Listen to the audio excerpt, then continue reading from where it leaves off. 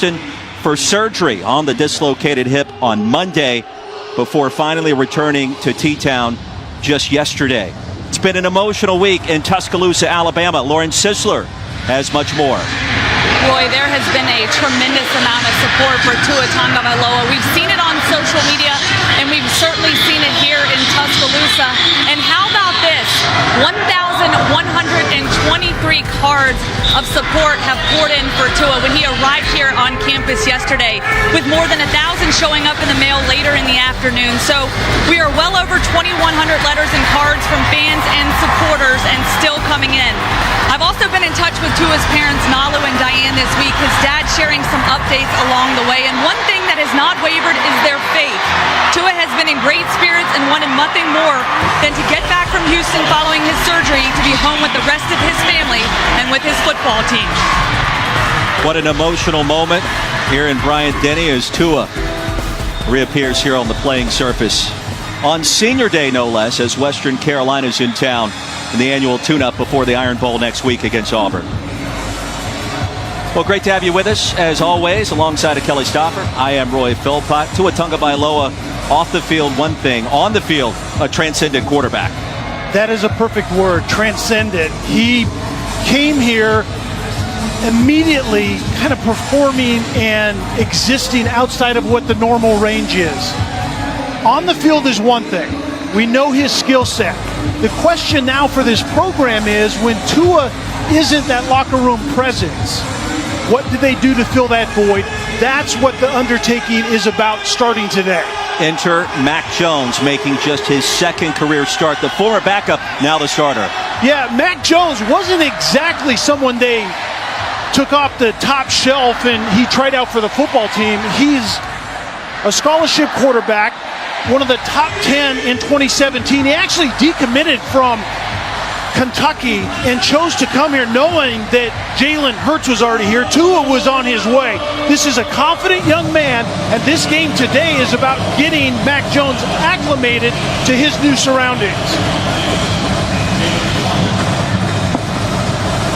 An emotional week for Nick Saban. Alabama won the coin toss and has elected to receive, with Tua looking on. Catamounts of Western Carolina out of the Southern Conference, coming in at 3-8. Short kick by Pletz, fielded by Jalen Waddle. World-class speed for number 17 in crimson, and ushered out of bounds near the 45-yard line. Who is he? Mac Jones from Jacksonville, Florida, the redshirt sophomore. Kelly mentioned the decommitment from Kentucky. Was actually a member of the 2016 Elite 11 group as a finalist. First career start against Arkansas last month. Extremely efficient in that outing, 18 of 22 for 3 touchdowns, and you see the yards. Yeah, and this game is completely different because he woke up Sunday morning, did Mac Jones, knowing that he was now the quarterback that was handed the keys to this car at Alabama. They'll pitch it. Devontae Smith, the junior receiver, sent out in plus territory by Reggie Jones, and a quality pickup. You know, Roy, the thing that Mac Jones told us yesterday, I think resonated with me, is on his recruiting trip, he sat down with Nick Saban, and Nick Saban said quarterbacks at Alabama don't have to be exceptional. They play with exceptional players. And so that's the order of the day for Mac Jones and going forward, is to distribute the football to tremendous playmakers. Najee Harris on the inside give. On 2nd and 2, he'll gain 3 for a first down for the tie. Speaking of those playmakers, Najee Harris may be chief among them. Hook the wagon to the pass game. Najee Harris is that spark provider, has been all year for this offense.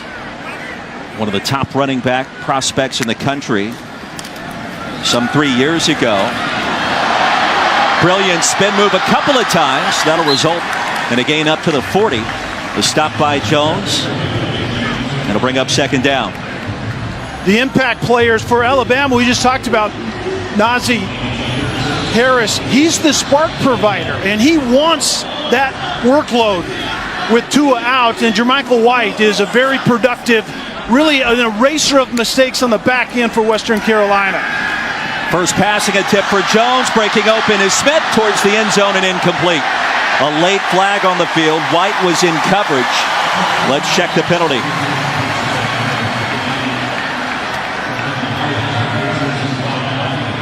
Lee Hedrick, our official today, this veteran SEC crew.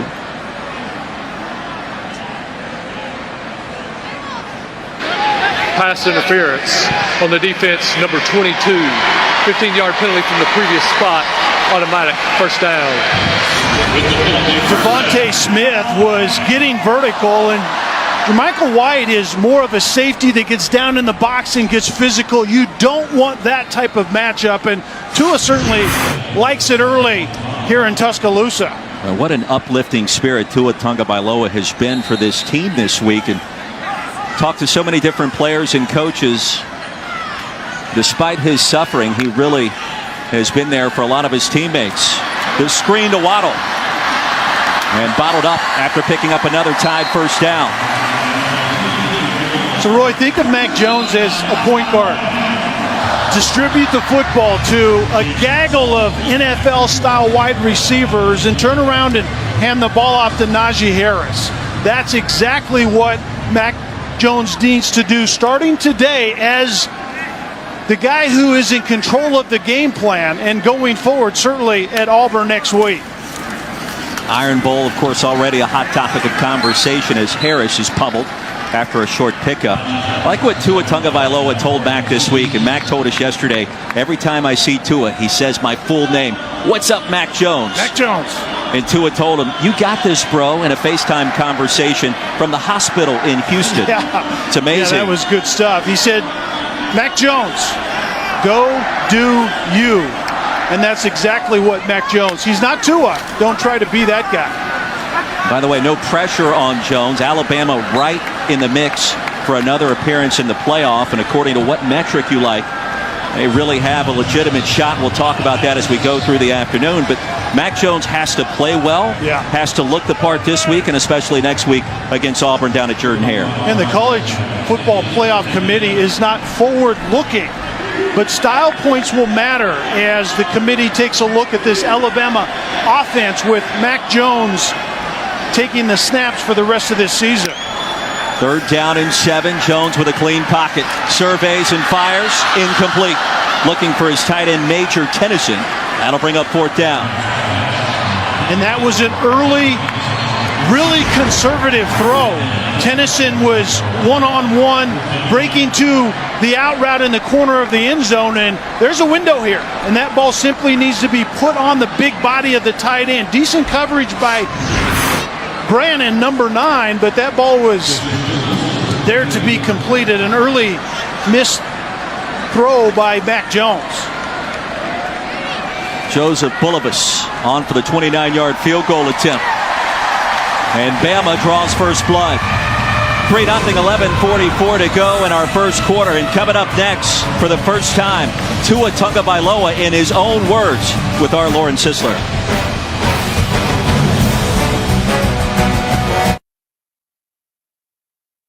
Is presented by Xfinity. Get the ultimate in-home Wi-Fi experience with Xfinity X5. And in part by Kia. This holiday season, hurry in to get a great deal at your local Kia dealer. Here in Tuscaloosa, you're watching the SEC on ESPN. Senior Day, marking the final time these players would take the field at Bryant-Denny Stadium. Annual tune-up before the Iron Bowl as Joseph Bulovas sends it to Caleb Ferguson, who waits for the fair catch. Catamounts with their first possession coming up of the afternoon. Tyree Adams, the Western Carolina quarterback from St. Petersburg, Florida, the redshirt senior. Played a little basketball, ran some track and field in high school, the career leader in Western Carolina history in passing yards and touchdowns, ranking inside the top 5 of the Southern Conference in those categories. He's got to play well this afternoon to give the Catamounts a chance, Kelly. Yeah, a dual threat type of guy, and the system that Western Carolina runs offensively is the modern day triple option from the gun. We'll see how that young defense for Alabama defends that today.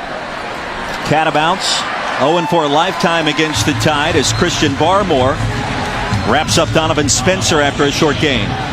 So the modern day triple option from the gun is a zone run typically inside, and then the quarterback, Tyree Adams, getting to the edge in some form and either pitching it to a running back, or you could have the third option actually being a pass out on the perimeter. Western Carolina known for its up-tempo attack until recent weeks. Injuries have halted that. And a brief pause in the action due to an injury timeout. Isaiah Helms requiring assistance, so we step aside.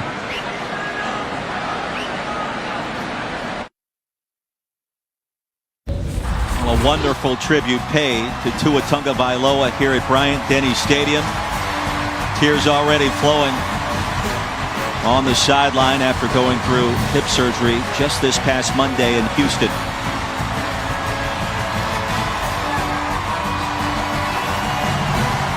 And alongside Henry Ruggs, who's out today with a rib injury.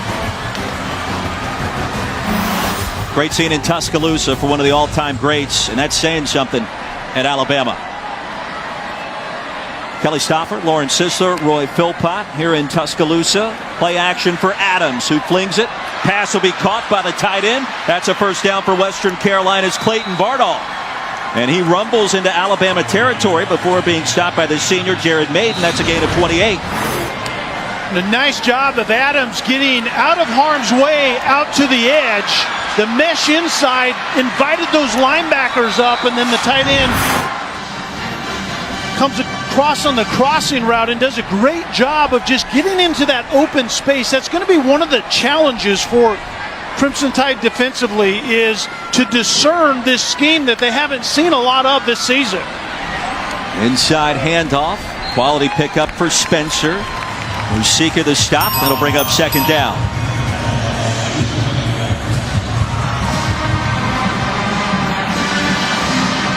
A lot of people thinking ahead to the college football playoff. Where does Alabama currently fit into that race? Certainly Tide have to win the next two to have a shot.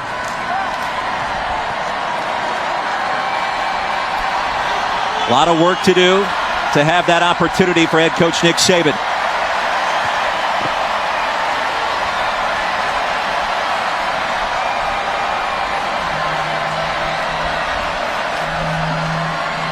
We'll fake it to Nate Mullen. With time is Adams, and the pass is going to be intercepted. Xavier McKinney picked it off.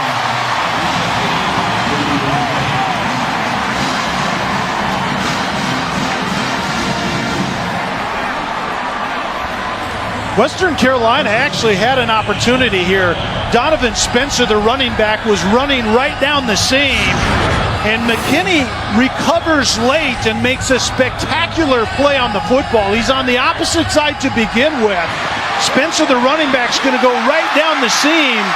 Initially, McKinney was actually fooled when he was thinking of running to the hash on the left side, and then recovers, actually a spin move, and the ball ends up right in his chest. Spectacular athletic play by McKinney. Second pick of the season. Here's Mac Jones unloading one deep, looking for Jerry Jeudy, and it's incomplete.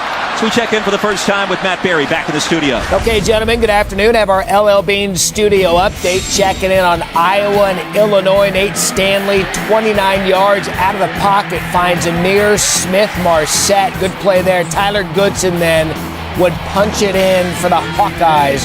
Right now, Iowa up early on Illinois, 7-0. And of course, an enormous win. Kirk Ferentz last week, upsetting Minnesota. Golden Gophers no longer undefeated. Nifty move by Najee Harris. Stays alive. And he'll pick up another Crimson Tide first down ahead to the 44, stopped by Murphy. And a great luxury to have is Najee Harris that can hit home runs. We talked about it at the Open. He's really the spark provider for this offense. Even though the NFL wide receivers out there, the spark in this offense a lot of times is Harris. Screen pass, Devontae Smith. Little shake and bake. There he goes. Devontae Smith towards the end zone for another Tide touchdown.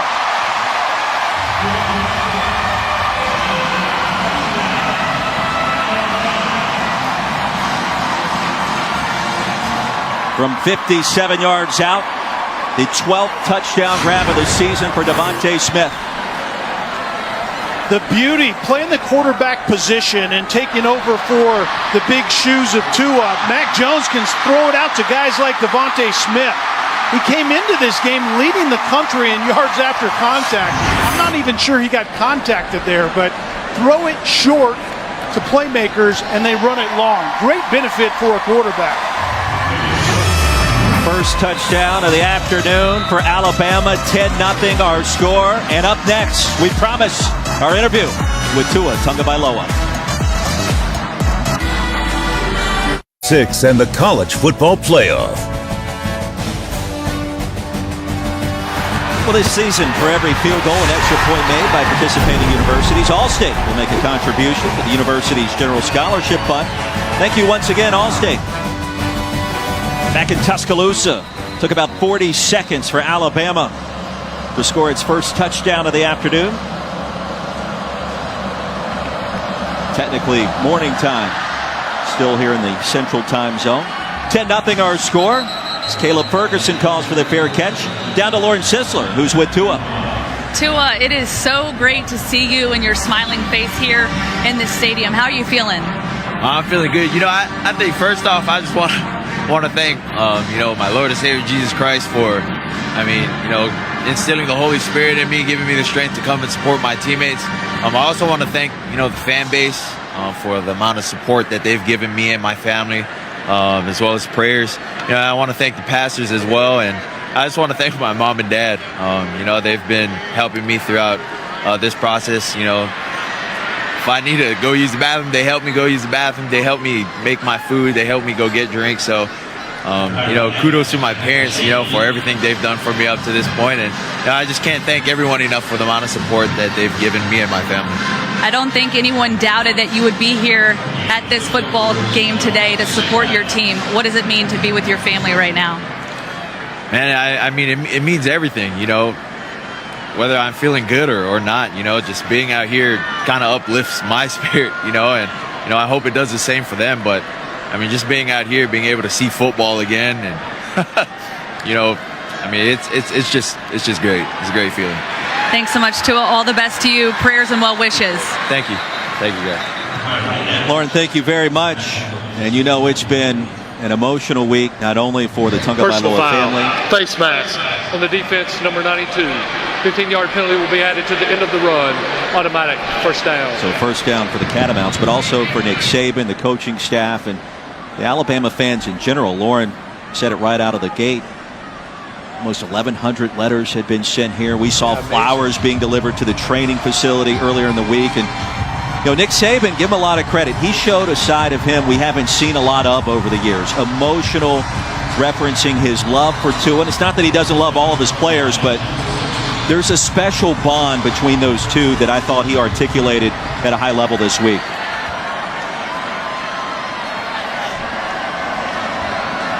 After the penalty, 1st and 10 for the Catamounts. 1, 2 of 3, despite the 3-8 record. A pump fake for Adams, and there he goes with real estate. Second time today, the Catamounts are in Alabama territory. That's another first down after a gain of 12.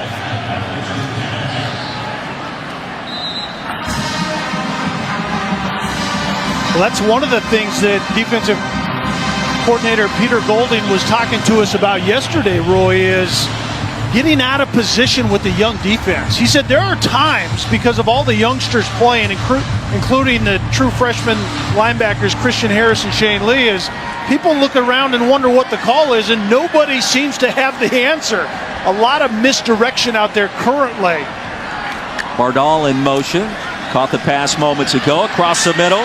Connell Young picks up another quality gain on first down. That'll move the chains again as McKinney brought him down to the turf. Well, as we take a look at the impact players for Western Carolina offensively, it's Daquan Patton. He's a wide receiver, small guy. They move him around to try to create some touches. And then it's the youngsters, the true freshman linebackers, and Christian Harris and Shane Lee. We were in here in week 4, and they've grown up a ton since then. But a lot of growing still left to do. Christian Harris is more athletic. as they say in the business, more twitchy, and he can make up for some mistakes. Shane Lee has to be right with his eyes. We'll see how that goes today. Young in the backfield.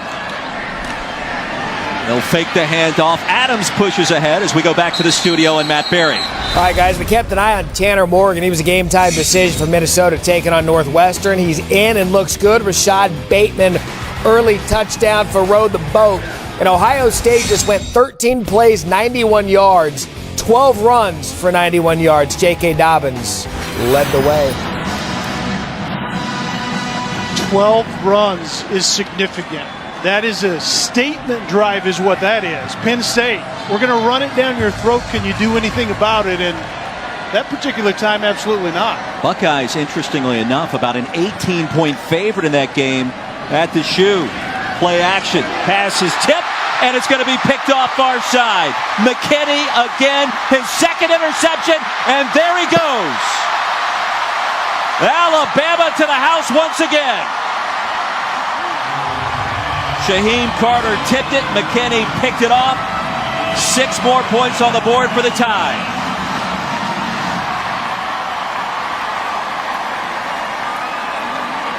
Western Carolina was running a run-pass option, an RPO, and the difference is Tyree Adams doesn't see this type of recovery out of the linebacking level. And you can see that Shaheem Carter is the safety that was up initially steps up, which is the effect that the RP is supposed to have, but it's the recovery to get back in the throwing lane, tip the ball, and McKinney once again was there to take advantage of it. Alabama striking quickly. Bulovas' extra point is good. 5:33 to go in a fast-moving first quarter. And a little pick six for the tie. McKinney his second interception. And we're back in 60 seconds.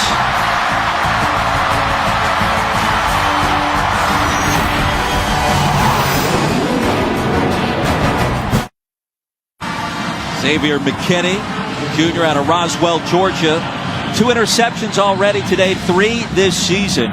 All smiles for one of the leaders of the Tide's defense. And a leader on the back end from that safety position that has to communicate at a higher level this season because of all the youngsters in front of him. That front seven is very, very young this year in Tuscaloosa.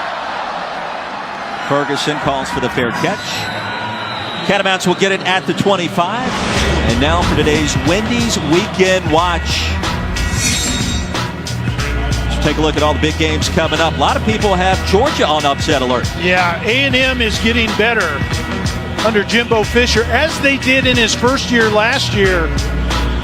I don't know that there's much of a speed bump there for LSU, however, against Arkansas. Oregon, Arizona State tonight on ABC in prime time, and the Ducks are knocking on the door of the college football playoff. And a lot of people right now, Kelly, believe Oregon wins the Pac-12 championship with just 1 loss and a victory over Utah, potentially. That'll be more than enough to get the Pac-12 back in the playoff. Western Carolina takes over, trailing by 17. Adams off the back foot. Rifles a pass. It's caught close to another first down. Shane Lee, the tackle. As a tight end, Owen Kosinski makes the grab. You're Western Carolina offensively, you're just trying to find something that gives you a little bit of traction. You have to do so many things well, and I think the game plan today needs to be out on the perimeter. You obviously don't win the matchup inside. The coach has told us that they're playing offensive linemen that are freshmen trying to block Volkswagen Bugs, and that certainly is the case. Jalen Young, the only receiver for the Catamounts, out of the diamond set on second and short. Not sure he got there. Christian Harris, Braylon Ingram making the stop. Yeah, I think even on second and short, you got to get the ball out on the edges to have a chance. Western Carolina is very young up front. And first play of the game, Isaiah Helms, the true freshman center, got dinged up. Playing freshman already, and you just simply don't win that matchup up front very often against Alabama.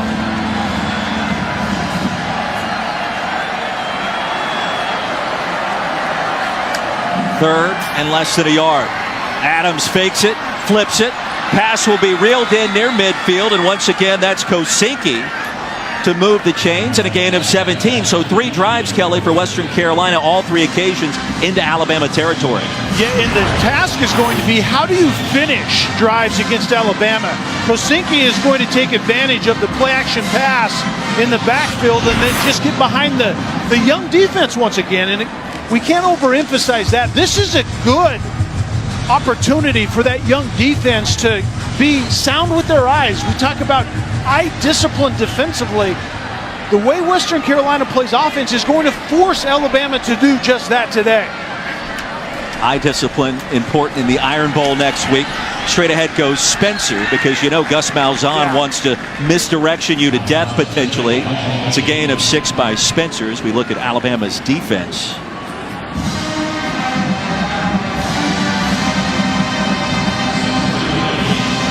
And the theme with Alabama's defense, I mean, they're still not giving up a lot of points. People would have you believe that it's just been something that you don't see out of the defense very often in Tuscaloosa. I don't think that's the case, but there have been some growing pains. There isn't any doubt about it, but they're incredibly young, especially in the front 7. Mullen in motion on 2nd and 4. And the inside give will make it 3rd down and short. Jared Maiden, the tackle. We were talking with Nick Saban yesterday, Roy, and it struck me, as much as he's coached, he said he's never seen anything like the injuries this year because it's been really target specific on the front 7. He said, as we forecasted our front 7 going into this year, there are now 2 guys that remain on the field out of that group. Anthony Jennings as well as Terrell Lewis are the only 2 remaining up front that they expected to be there this season. 3rd down, play action. Adams bottled up and sent down. Way back at midfield, Anthony Jennings right on cue, the 5th-year senior with the sack and a loss of 7. And Jennings does a great job from the end of the line of scrimmage of containing the quarterback, and that's his number 1 job. That was another coaching point, is don't get bored with your role on a particular play. Anthony Jennings is supposed to check the quarterback. Don't get nosy with the run up inside. Check the quarterback, and Jennings does it well right there. Adams is sacked. Jennings, one of the seniors, being honored earlier today. Nick Saban talked about how important he's been, battling injuries, coming up with big plays, and now a 5th-year senior and a leader for this young defense. He's been critical. That's a punt of 48, poor field position for the Tide. Don't forget, kick off your Sunday with NFL Countdown at 10 Eastern, right here on ESPN, an all-access conversation with Dak Prescott, plus one-on-one with MVP contender Russell Wilson. Then on to Monday Night Football, the Ravens and Lamar Jackson take on the Rams. 8 Eastern, 5 Pacific on ESPN. ESPN Deportes and the ESPN app. And Lamar Jackson perhaps changing the complexion of football at the next level, Kelly. Yeah, he's really one of a handful of quarterbacks currently that I think are turning the page. Youngsters that are not only playing well, but they're playing differently than quarterbacks in that league typically do. Najee Harris from the 3-yard line, sent down by Trevor Childers after a short game.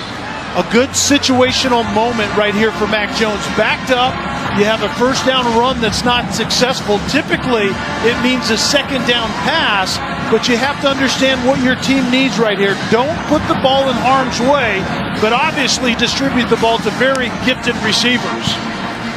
Second play for Harris on this possession. Lays the wood at the 10 against Jermichael White. That's a gain of 7 yards. Najee Harris is a guy that you want to depend on as a quarterback that's trying to get acclimated. We know that Mac Jones started against Arkansas, but he wasn't the starter yet. Tua was slated to come back at that time, and he did. But this is a different cat right now, and so Mac Jones is thinking differently, but you want to turn around and give the ball to Harris, no doubt about it. It'll be the final play. A fast-moving first quarter. A couple of Western Carolina turnovers quickly converted into Alabama points. Tua's on hand. And a good start for the Tide, still in playoff contention, leading Western Carolina out of the SoCon. 17-0 our score, 15 minutes in, here in T-Town.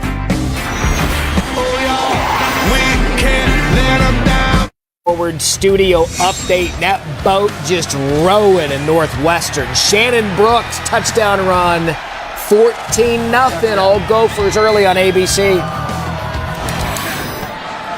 Yeah, man, a lot of boats rowing in Evanston this year. That offense has been struggling. Meanwhile, here in Tuscaloosa, Crimson Tide leading Western Carolina 17-0. Starting our second quarter, low snap was wrangled in by Jones, and Najee Harris quickly sent down by Ty Harris. That'll force a fourth down.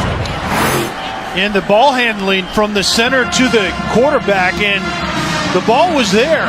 It just didn't look like it was handled by Mac Jones very well, and trust me, all eyes are on that position, probably in college football nationwide. Doing the little things right is what Mac Jones is expected to do. First punt for Alabama.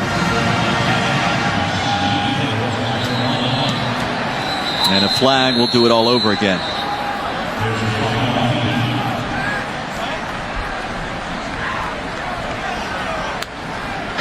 False start on the offense. Number 28, 5-yard penalty, remains fourth down. Roy, it's interesting when you take over as the starting quarterback, you begin to have more reps with the ones than you got before. So undoubtedly, Mac Jones is taking snaps under the center from Landon Dickerson more than he ever has. So they've been working on that to some extent, but you have to do the basic things right to begin with. Taking the snap by quarterback to center is one of those things. Off the side of the foot, Western Carolina with premium field position. Catamounts will take over in Alabama territory. And don't forget, coming up later tonight, Justin Herbert, number 6 Oregon, look to keep their college football playoff hopes alive against Arizona State in beautiful Tempe, Arizona. 7:30 Eastern, 4:30 Pacific on ABC, and also the ESPN app. What a scene it will be, the Ducks on the road. And now we take a look at this week's college football playoff rankings brought to you by Capital One. Top 3, really no controversy there. Georgia and Bama at 4 and 5 is where it starts to heat up a little bit. It really does. Certainly, considering what takes place going forward is what everybody wants to know. Tide, of course, will close with Auburn, a chance for one more impressive win. Off the back foot and incomplete, trying to spot the tight end, Clayton Bardall. Heavy pressure that time for the Crimson Tide. I mean, who you got right there at number 4? You buying Georgia? Can Bama get back in? I'm buying Georgia right now because it's not really about the loss yet. That's not the comparison with Georgia and an Alabama or all the other one losses. It's about who Georgia has beaten up to this point. And so that's why they're in the number 4 position. I'm with you. Problem is with Georgia, their one loss was to South Carolina at home, a program that's likely going to finish at 4-8 this season. Perhaps the most stunning loss of the season for a team ranked inside the top 25. The wins, though, are impressive. Notre Dame at home, Florida in Jacksonville, on the road in Auburn.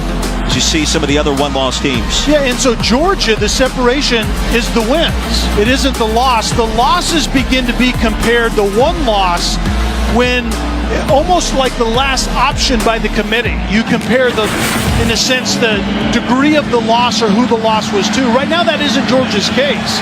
They have very good wins that the other one-loss teams don't have yet. Bottom line, Dogs can punch their ticket by winning the SEC championship game. Adams gets it back somehow. Lost the football again, and the Tide have recovered. Patrick Surtain, the sophomore cornerback from Florida, jumped on the loose football. This might be one of the most bizarre plays that you will see all year. It's all the window dressing, a couple of fakes by Tyree Adams, and then it was going to be a screen off to his right, batted back into his lap, has some green ahead of him, can potentially convert on the first down, and he gets caught from behind. A lot going on this play. So Xavier McKinney batted the football back to Adams, then forced the fumble after already picking Adams off twice in the first quarter. Yeah, you can't coach speed, and we see that at Alabama. And Western Carolina is getting indoctrinated into the speed in the SEC is unlike anywhere else in the country. Okay, you can bat the ball that the quarterback throws, and then you can tackle the quarterback later. Who does that? Number 15, apparently. What a start for Xavier McKinney. 17-0, Alabama with the lead.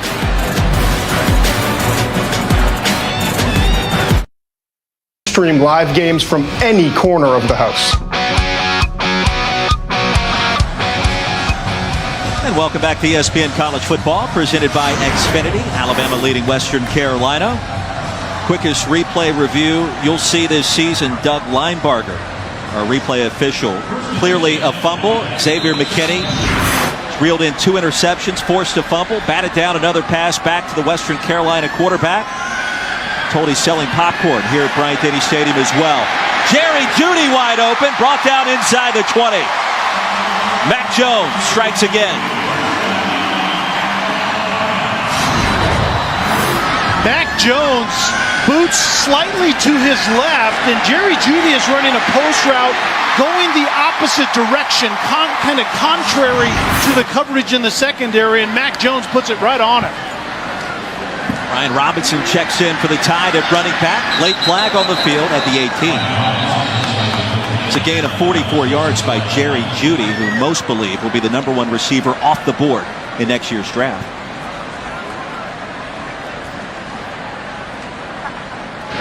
Holding on the offense, number 69. 10-yard penalty from the spot of the foul. Replay, first down. We take another look at that long pass to Jerry Jeudy. Well designed, the semi-roll, and then Mac Jones has to readjust, climb in the pocket a little bit.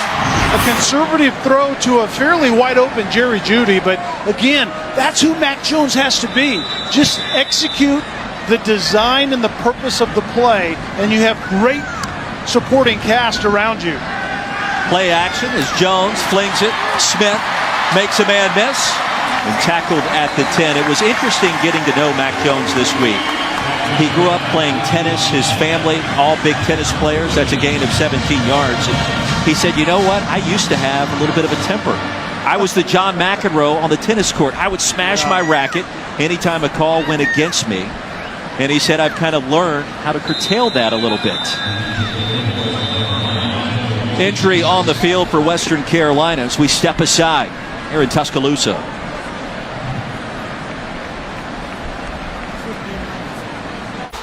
Now, the Jones family, extremely athletic. We told you about Mac growing up playing tennis, starting at the age of 5. His father, Gordon, a pro tennis player. His brother played soccer at Mercer, and his sister also playing tennis at College of Charleston and Sarah Jane. And he said, you know what I learned on the court? No matter what happens, bad things are going to occur, and that's okay. You move on to the next sequence. You know who he watched to have a better temperament is Tua Tagovailoa. Just observing how Tua goes about his business. Handoff using misdirection goes to Brian Robinson as we check in again with Lauren.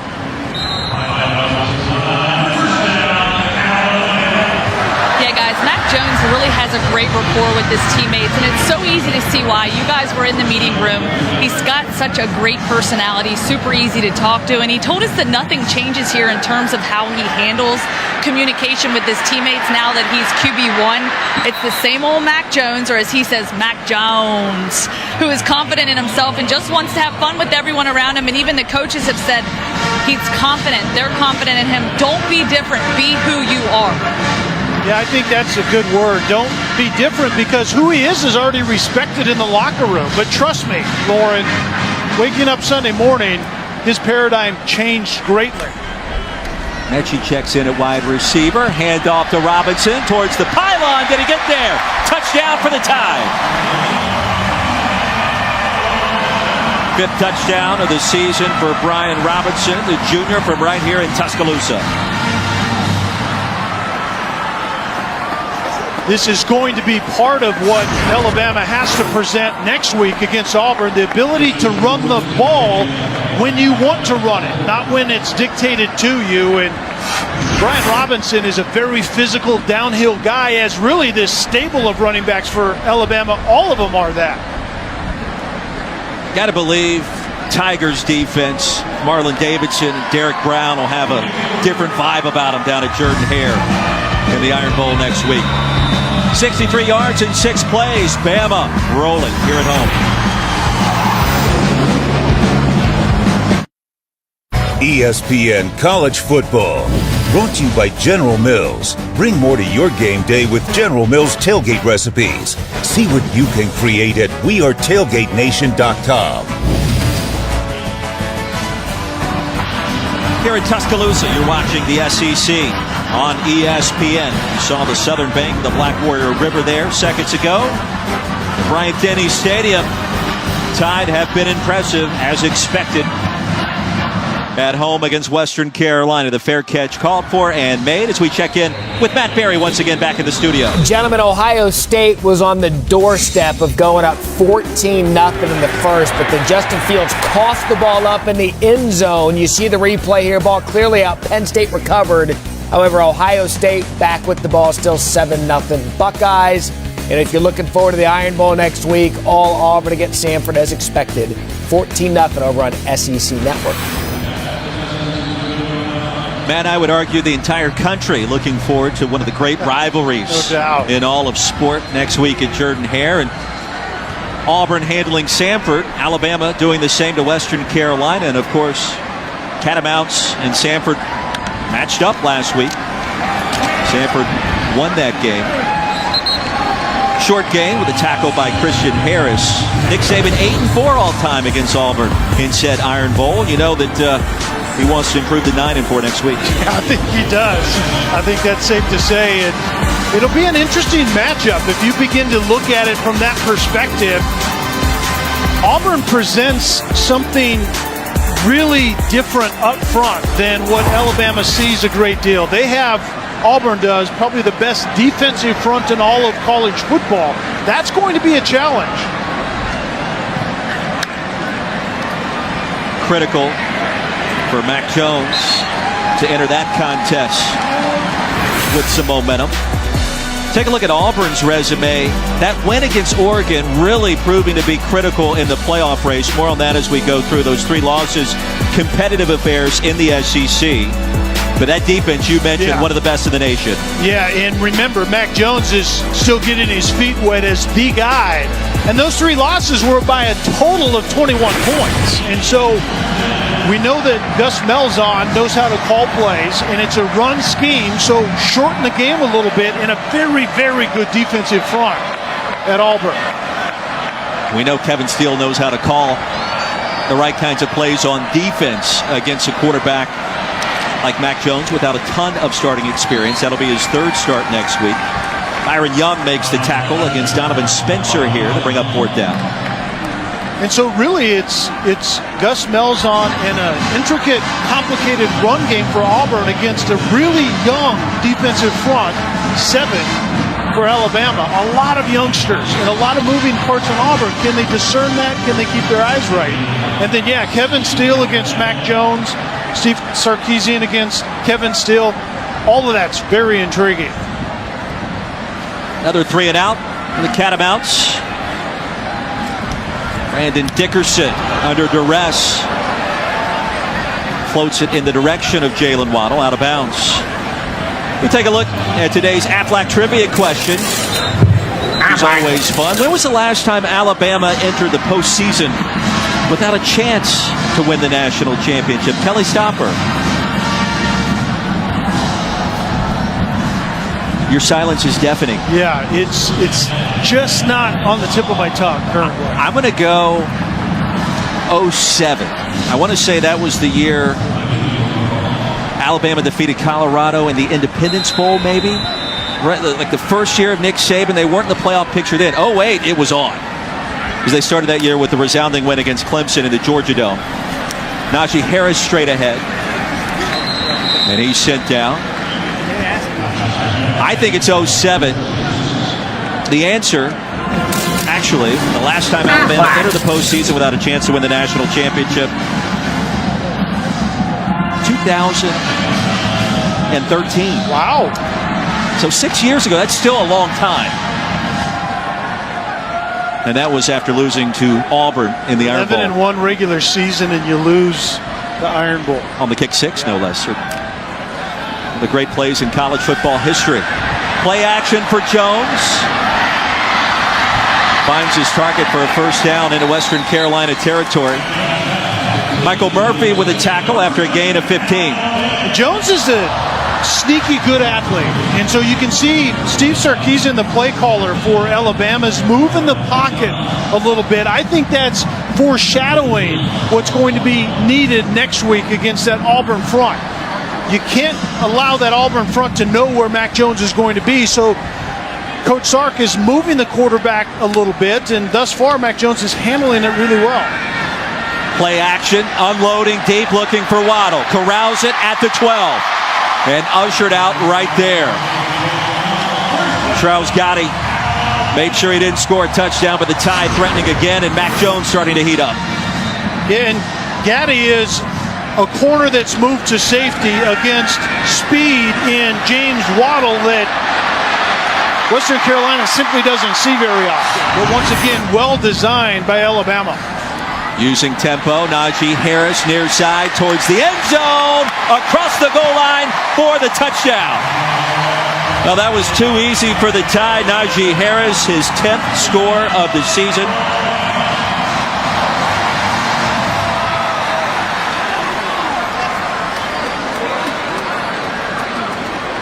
I think it's Najee Harris's ability to receive the football that has really evolved in his game. First of all, does he get the ball across the plane here? I think absolutely that's a confirmed touchdown. But I think as a receiver, Harris has grown up greatly in 2019. And that certainly was a point made to us by Steve Sarkisian this week. He's really evolved in the last 4 weeks. Najee Harris, the junior from California, in the passing game. He's turned out to be an incredible weapon here in Tuscaloosa. Tide on top. Time is back. Prime time's available Sunday through Wednesday only on ESPN+.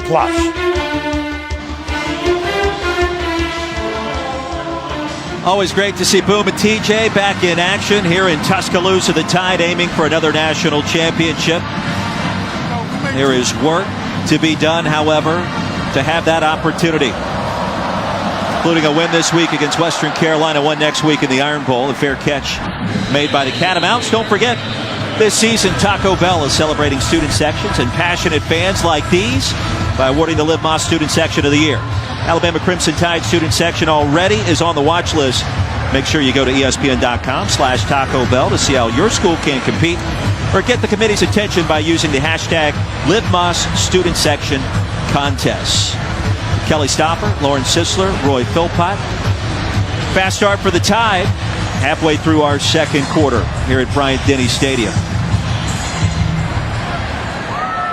Tyree Adams back on the field. All-time leading passer in Western Carolina history. And he's been picked off a couple of times today. He'll dump it off to the tight end. Nifty move by Kosinski.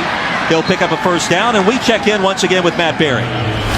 All right, guys, West Virginia, Oklahoma State in the Big 12. Polk still clinging on to some hope there, but Jared Dagey, good toss to George Campbell for the Mountaineers right now on ESPN2, up 10-7.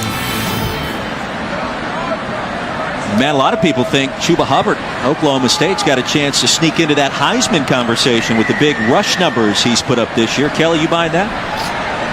I mean, there's certainly an open door there. I think if Joe Burrow's Heisman to lose at this point for sure. We've been wondering, I mean, Joe Burrow, the leader in the clubhouse, Justin Fields, quarterback at Ohio State, certainly a viable candidate. And then at number 3, I mean, how about that? Where are you going? Yeah, I mean, I think Trevor Lawrence is kind of sneaking back into the conversation. It's really an open door after Joe Burrow at this point in time. I think I wanted to put Joe Burrow down there 3 times, but our producer, Rob Adansky, wouldn't let me. It would kind of look like a graphical error. We don't want to do that. I'm with you. It is Joe's to lose at this point. So now that we've seen it correctly, can you edit that and put Joe Burrow in there 3 times? Well, Chase Young, let's see what he does today. He'll blow up probably. Against Penn State, yeah. He's suspended the last 2. It's a loss of 3 on that last run by the Catamounts. Western Carolina from the booming metropolis of Cullowhee, North Carolina. Sounds like a nice place. It is. Beautiful part of the country in the Appalachian Mountains, and about 355 miles northeast of Tuscaloosa. And head coach Mark Spear in his 8th season leading the troops. Dealt with a lot of injuries this season. Adams was suspended for a couple of games early in the year, starting quarterback. Out of the gun here, and some laundry on the field.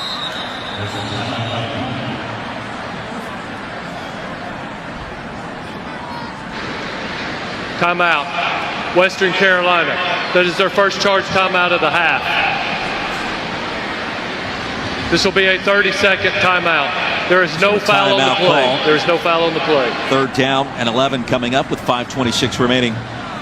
Here in our first half, Tua Tagovailoa on the sidelines after undergoing hip surgery on Monday. And Kelly, it wasn't just the dislocated hip, concussion, a broken nose suffered in Starkville last week. To even show up and have the wherewithal to speak meaningful words to your teammates and the coaching staff, it's been quite impressive. It really has, and we used the word transcendent when we came on the air pertaining to Tua Tagovailoa, and it's as a quarterback, but it's also as the person. And you think clear back to when he was fighting for the job with Jalen Hurts, and that was the difference maker for Nick Saban, is the guy that could own the locker room and affect those guys, and that was Tua Tagovailoa back then, and it's still who he is today. Most figuring he'll have a chance to enter the NFL draft. Adams dropped back inside the 30 by Christian Barmore. The Tide flexing. Heavy pressure from Anthony Jennings as well. Roy, the thing that I think about with Tua is, we talked about transcendent, but his skill set, the RPO game, really almost encouraged, if not demanded, that Nick Saban play the offensive side of the ball differently than Nick Saban had played it in the past. That's an intriguing part of this whole picture. How many people get Nick Saban to change his mind about anything? Good point. And that literally happened with the Tide offense when Tua arrived on campus. It took some time. Illegal snap on the offense, number 44, 5-yard penalty, still 4th down.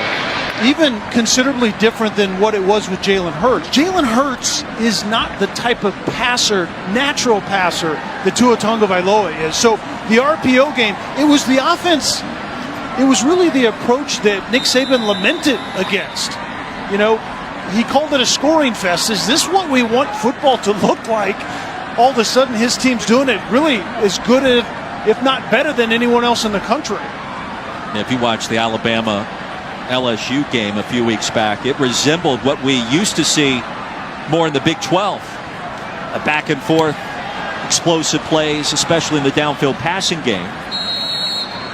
So to be able to get Nick Saban to change his mind about anything, impressive. And here's his head coach talking about what this past week has been like. Look, I've talked to Tua. I feel bad. I'm hurting. All right, but so I call him on Saturday night to cheer him up. He cheers me up. I called him last night because I've been sitting in that room for 10 hours yesterday watching film. I called him to cheer him up. He cheers me up. I can think back to 4 or 5 players that actually truly could say I really love those guys, as people, the way they did things, the contribution that they made, how they affected other people. And Tua would be one of those 4 or 5 guys. Well, no doubt about it. And just like that, Bama strikes again. Jalen Waddle from 54 yards out, and Mac Jones now 9 of 11 for 253 and 3 touchdowns, and he hasn't had to do a whole lot, honestly. Yeah, no question. What he's had to do is just simply distribute the ball to the playmakers, and that's his number one job. It always is, really, as a quarterback. And go back to what Nick Saban said to Mac Jones on Mac Jones's recruiting trip. You don't have to be exceptional at the quarterback position in Tuscaloosa because you'll be playing with great players. Simply distribute the football, and Mac Jones was recalling that to us yesterday. Throw it short to a guy like Jalen Waddle and allow his elite speed to do something with it. And it's well executed outside. Kind of the smoke screen, you have the blocker by Jerry Jeudy of all people up front, and then get to the edge. And then Western Carolina just simply doesn't see speed like this in the Southern Conference at the FCS level. The angles are completely different in Tuscaloosa. Well, the Tagovailoa family moving here to Tuscaloosa several years ago, and to his mother Diane, feeling good about this start here today. And it was funny too, we talked with Miss Terry, Nick Saban's wife, earlier this week.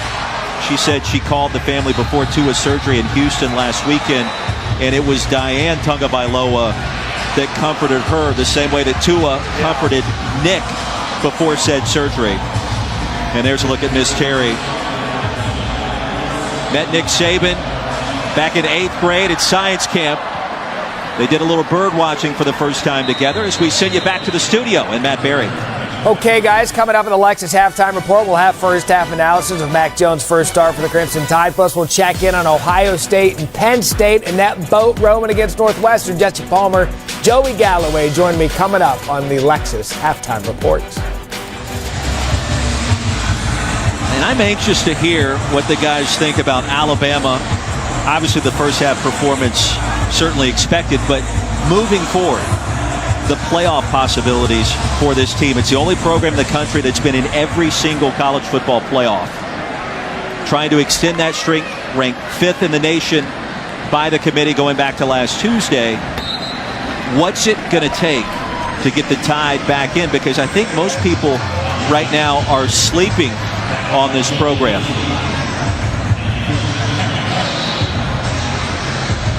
And I think it's pretty obvious what needs to happen. Get to that here in just 1 minute.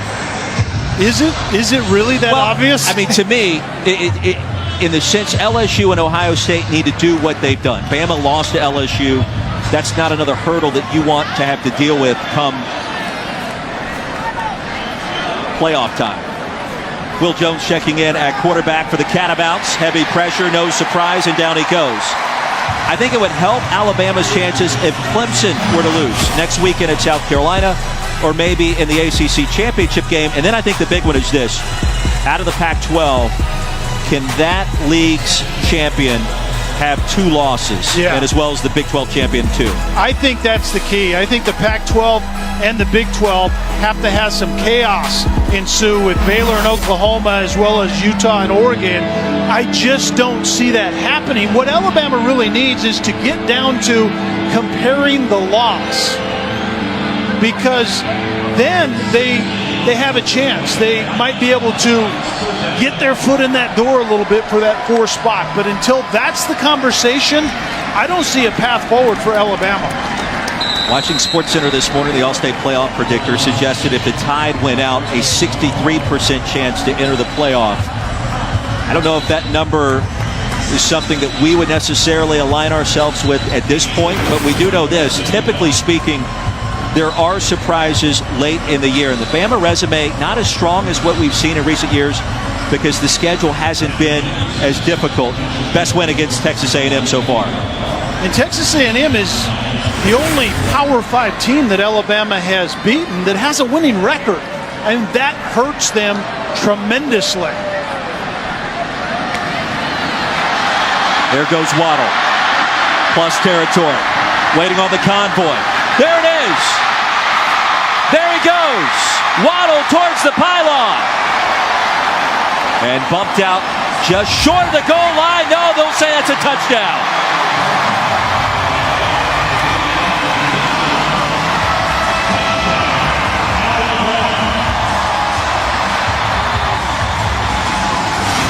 Check the feed here, Kelly.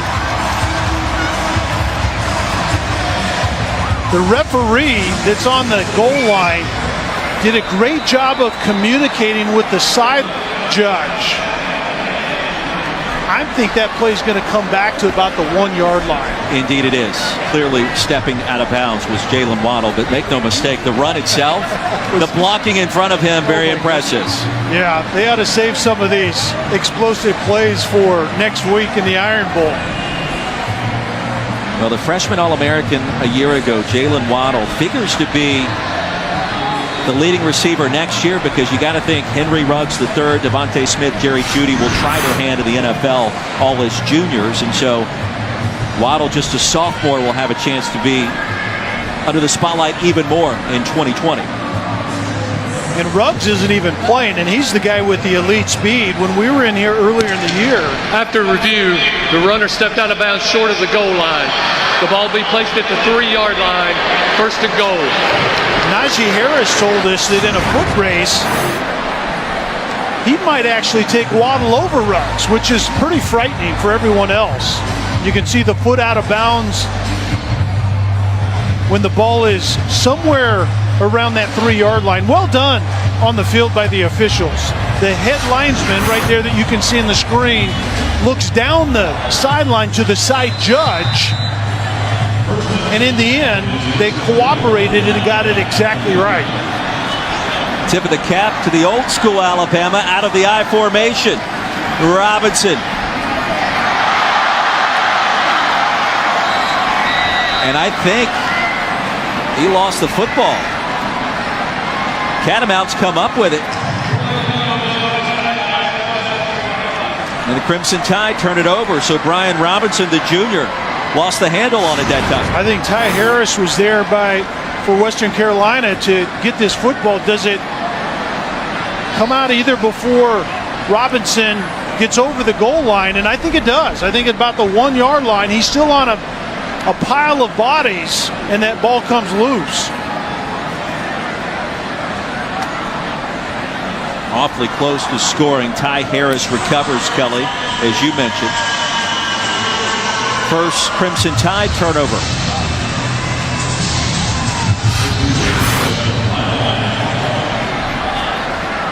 After the touchback, Catamounts will take over at the 20, trailing 38-0. Tyree Adams back on the field. And a dump off to Kosinski. Short game. Well, how would you assess what you've seen truly out of Mac Jones? And we know he's made the easy throws, but any other intangibles as a former first-round quarterback that you've been able to unpack? You answer the question first. I was literally going to ask you the same question, and I want to hear your version of it before I wax poetically about the subject.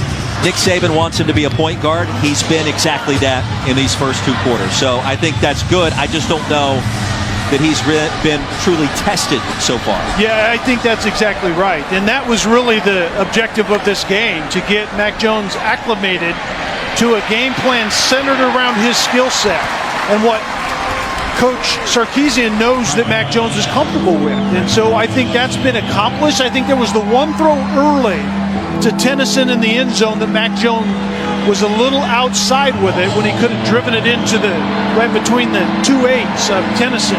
Outside of that, I think he's just executed what was there, and that is what Mac Jones is going to be called to do from this point forward.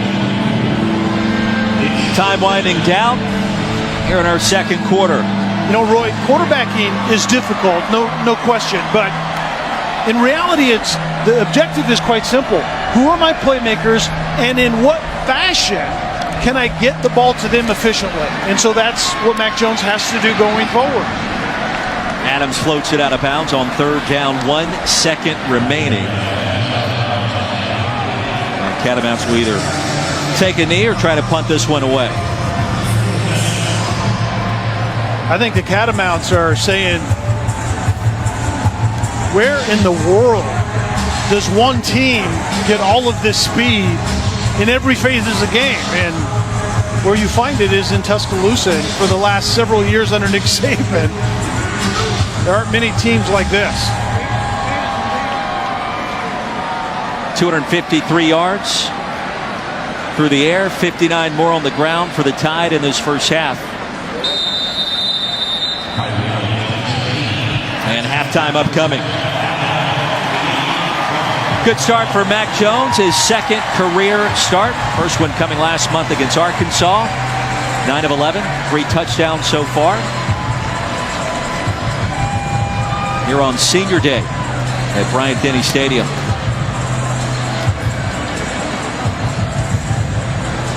Tide looking to improve to 10-1 as we check in with Lauren Sisler, who has Nick Saban. However you want to do it. Coach Saban, it's been an emotional week for you guys. How did you see your guys respond here in the first half? Well, I think we played okay. We made some good plays. We made some big plays.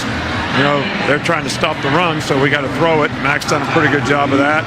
After we got out of all the different crazy formations they were doing early in the game, we settled down on defense, so we're doing okay. How would you evaluate Mac's performance and his ability to manage this offense? He's done a good job so far. I'm sure there's things we could do better, but I'm pleased with the progress he's making. He's playing with a lot of poise. He's been pretty accurate with the ball, so we're good. Thanks so much, Coach. Thank you. Crimson Tide with 4 sacks, forcing a couple of turnovers. 38-0 our score. Tide rolling here at home as we send you back to Matt Berry in the studio. Matt, take it away. Roy Philpott, thank you. Lexus. Welcome back to ESPN College Football, presented by Xfinity. Here at Bryant-Denny Stadium, you're watching the SEC on ESPN. Start of our second half here in Tuscaloosa. 38-0, Alabama leading Western Carolina. The annual tune-up before the Iron Bowl, and on hand Tua Tagovailoa. Hip surgery Monday, back in T-Town on Saturday. Great to have you with us, as always. Lauren Sisler on the sidelines, Kelly Stopper, and I'm Roy Philpott. Interesting first half. Mac Jones, I thought, extremely efficient, in Alabama as dominant as you would expect. Mac Jones was 9 out of 11, over 250 yards and 3 touchdowns. Distributive football, which is what his job is. This is what the coaches are going to have to say in the quarterback room. Steve Sarkisian in particular. Bobbled snap, and you missed a tight end that should have been a touchdown pass. That's the Alabama standard, and that's what Mac Jones now has to live with. And they talk about Bama Factor here in Tuscaloosa. Bama Factor trying to find a way to handle Auburn a week from now down on the Plains as we check in once again with Lauren Sisler.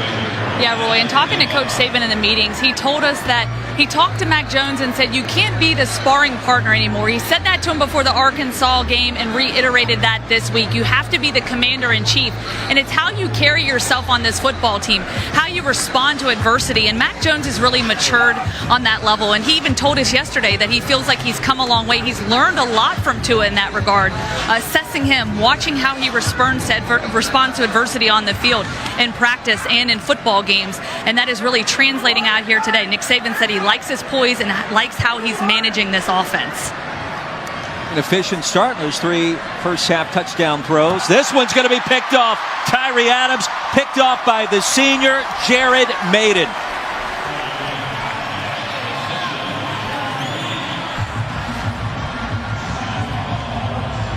This is just Tyree Adams really predetermining as opposed to anticipating and letting Adams's eyes really be the final decision maker.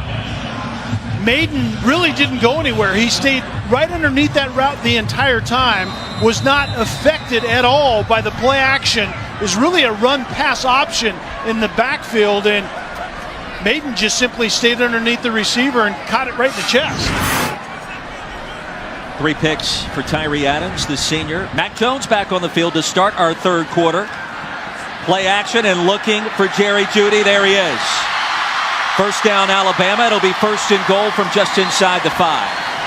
And what's happening right now in the pass game against Western Carolina most likely is not going to be happening next week against Auburn. A lot of times Mac Jones can actually wait for the receiver to break and be open. Many times you have to anticipate and throw receivers open against tighter windows inevitably next week against Auburn. Najee Harris, the running back, he'll get the handoff. Stacked up and down he goes inside the 3. So I'll ask you this question. Bama fans may be wondering, why is Mac Jones out there with a 38-point lead? You made the point at halftime to me that it's important to go through a halftime and then to start that next series in the third quarter just from a preparation standpoint. Yeah, you're exactly right. I think that's a really good point. And so what The marching orders right now for Mac Brown is, even though he had his first start against Arkansas a couple of weeks ago when Tua was hurt, now it's different mentally because now you're the guy, and you know Tua's not coming back at least this year. Najee Harris with an alley and another touchdown.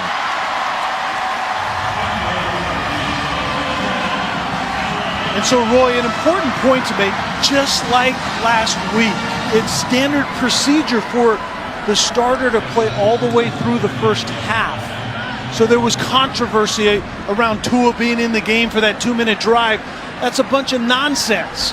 And in this situation, with Mac Jones taking over, you're exactly right. You want him to have to talk about it at halftime, make some adjustments, and then come out in the second half and warm up all over again and still be efficient. 45-0 our new score. Najee Harris, 2 touchdowns on the afternoon, 1 through the air, this one on the ground. Tide rolling here in T-Town. ESPN College Football, brought to you by Navy Federal Credit Union. Our members are the mission. And Mazda, feel alive.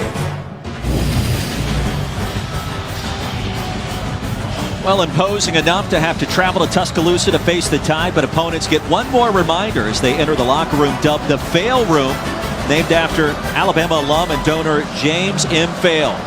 Graduated back in 1949, the Fail Room in effect for Western Carolina out of the Southern Conference here today. Trailing 45-0, Lauren Sisler, Kelly Stopper, Roy Philpott. Interesting conversation during the break. What is Steve Sarkisian telling Mac Jones here? Well, the pat on the rib protector is kind of some correction and talking about the day in review. The handshake at the end is, young man, you're done, go have a seat. That's exactly what happened there. So I would assume the next time out we're going to see Taulia Tagovailoa to get the backup some needed time as well. Pretty efficient day by Mac Jones. Leah Tagovailoa, the younger brother, of course, of Tua Tagovailoa, a freshman. It's Tyree Adams, the inside handoff for a short gain on first down. And it's important to get your backup guys some quality reps. Iron Bowl next week. Big bowl game, we know, on the horizon. Whether that's the playoff or not remains to be seen. But 5'11" freshman has played in 4 games this year. So if he plays today, obviously no redshirt season. And it's an interesting set of dynamics. We talked about this with Mac Jones. In the quarterback room, you have big brother Tua, little brother Taulia, and you have Mac Jones in the middle. And he said it's been fantastic in terms of the relationship that all 3 of them have with one another. RPO. We'll have Adams keep it for a quality pickup. Byron Young with a tackle. After a gain of 5, it'll bring up third down. Taulia is a natural passer, and he's very confident and is really acclimated to the lifestyle in Tuscaloosa and in that locker room very quickly. Waiting for his time. Athletic is number 5 in crimson. We'll see him in all likelihood in short order. Third down and 2 for the Catamounts. At the mesh point, Adams pulls it out somehow, throws a dangerous pass, and it's picked off. Jared Maiden, the senior, his second interception of the third quarter after heavy pressure from Christian Barmore. Well, we've seen Tyree Adams in this situation multiple times, and he just doesn't expect this type of pressure. Typically, Adams would elude the pressure out on the edge right there, and when he can't, because of Christian Harris, a linebacker, closing in, he compounds the poor decision-making. It was started by the pressure initially and then ended ultimately with a bad decision. Tagovailoa family looking on. And our first look at Taulia. His nickname is Leah. Out of the shotgun. A stiff arm from Harris, ushered out near the 22. And so the question now is, what are you going to see out of Taulia Tagovailoa? Well, more of the same, quite honestly. Steve Sarkisian said with a true freshman, less experienced than a Mac Jones, his play calling does change to some extent. There are some things that he just won't expose Leah to at this point in time, but you want to see efficient and effective and ball distribution just like Mac Jones. Harris remains on the field. A jump cut inside the 20. Steve Sarkisian told us, we sit down with our quarterbacks day before the game. We ask them, what do you like? What don't you like? We did that with Talia this week, and it's something we'll continue to do, but he told us as well it's so important for him to get some reps in this game, just in case. Using tempo on second down. Harris stays inbounds and is lassoed it down at the 15 by Jermichael White. And so you see what has happened as we take a look at the Tagovailoa family. It's got to be an interesting set of dynamics. You have Tua recovering from a serious injury down on the sideline, and then you have his little brother that now taking snaps for a football team that still has an opportunity to make the college football playoff. Pretty unbelievable set of circumstances. Nalu and Diane moved to Tuscaloosa after Tua signed with the Crimson Tide. Another easy touchdown for Devontae Smith. The screen pass nets 15 and 6 more points on the board. The thing that you see with Western Carolina is when you come to balance and stop your feet against speed, you lose the race. And that's what we've seen multiple times. Western Carolina defensively can typically get away with that in the Southern Conference at the FCS level. You can't get away with that here, and we've seen it multiple times this afternoon. Bulabus on for the extra point. It is up, it is good, and the first career touchdown pass for Talia Tagovailoa. Gotta feel good for the talented freshman.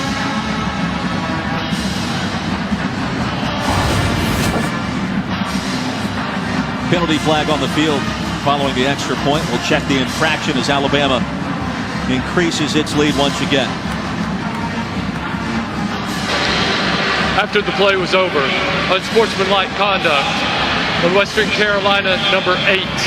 That 15-yard penalty will be enforced on the kickoff. That is number 8's first unsportsmanlike conduct foul of the game. Devlin Olawumi, the guilty party. 10:32 remaining here in our third quarter. Tide lead, big.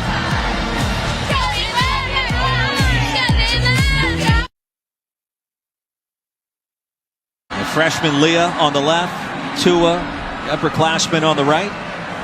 First touchdown pass completed just moments ago from Talia Tagovailoa to Devontae Smith, and a massive sense of pride both on the sidelines here at Bryant-Denny and in the stands, with Diane and Nalu looking on their parents.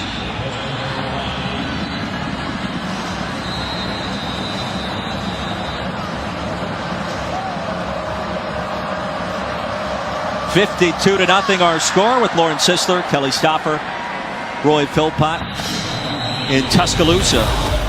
Now the Tagovailoa family, Ewa Beach, Hawaii. Tua enrolled in Alabama back in 2017. And the entire family moved out here to Tuscaloosa shortly thereafter.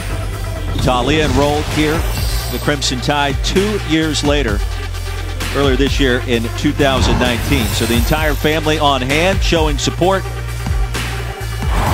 as you would expect from all the stories we've heard from Lauren and from folks that have covered this program for a number of years. And there Nalu and Diane in the stands as we speak. Adams off the back foot, the short gain, and close to a first down. Lauren, you've spent a lot of time with the Tagovailoa family over the years. What are they like? Yeah, I was fortunate to make the trip over to Hawaii back in May of last year, and just spending time with them was so interesting. Just seeing the culture and just how they operated as a family. It's just a big family atmosphere. It's faith, football, and family, and that's through and through. And, a lot of people always wonder, what's the difference in the personality between Tua and Talia? And just kind of watching him when Talia came to Hawaii a couple days after his brother was already there, he was a little more reserved when we first met him. He kind of sits back, takes everything in around him. But once he's comfortable in his environment and with his surroundings, he's cutting up and having fun, as you would expect as a freshman in college. Now, I'll tell you, being in Hawaii is a very eye-opening experience. It's great to learn that Samoan culture. It's so clear that faith and family are at the forefront of their everyday lives, and it's really never been taken for granted, and that's been so apparent this week. Every time I've talked to the family and the faith that they have exuded through this process, while they're in pain, they're uplifting everybody else's spirits. An amazing story indeed. We heard those sentiments echoed by Nick Saban, his wife, Miss Terry, and even Mac Jones in a FaceTime conversation with Tua Tagovailoa while he was still in Houston shortly after surgery back on Monday. And that really is the chore now with Coach Saban to move this program forward when you know that at the very least Tua is out for the year. And so it's not only what you lose on the field in terms of X's and O's, it's his impact in the locker room, on and off the field with his teammates. He elevated everyone around him, which is that position's number one responsibility. And just because another quarterback takes snaps, they don't automatically own the locker room like the former starter did. That's what needs to happen going forward now. Adams with a play action fake. Another dangerous toss that was nearly picked off Josh Jobe. So I'll ask you this question. He has 32 school records. The runner-up to the Heisman Trophy just a year ago. Won the national championship coming off the bench supporting Jalen Hurts back in the day. Any chance at all that he would elect to come back to school for one more season, or does it just make too much sense to go into the draft next year? I think it makes too much sense, and I think that was probably written in stone when this season began, but who knows? I mean, this injury really turns everything upside down in terms of kind of the timeline and when Tua is healthy once again. Extraordinary player, there isn't any question about it. The ever-dangerous Jalen Waddle. Flag on the field. And a couple of spin moves. After a punt of 37 yards, he'll get it back to the 44. Let's check the penalty. I think he pressed the X button a couple of too many times there.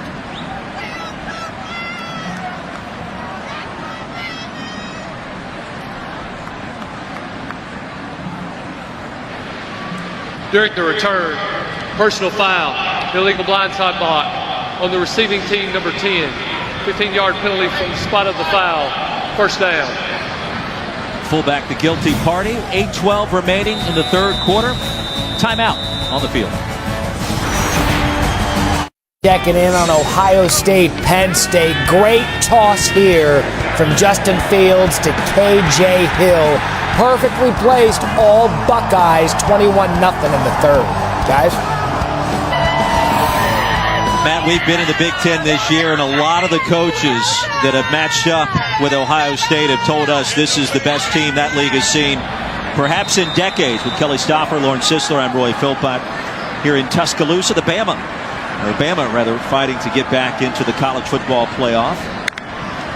Buckeyes are a different team this year with Fields, that defense, Keelan Robinson off right tackle. They're a factor. Make no mistake about it. A factor?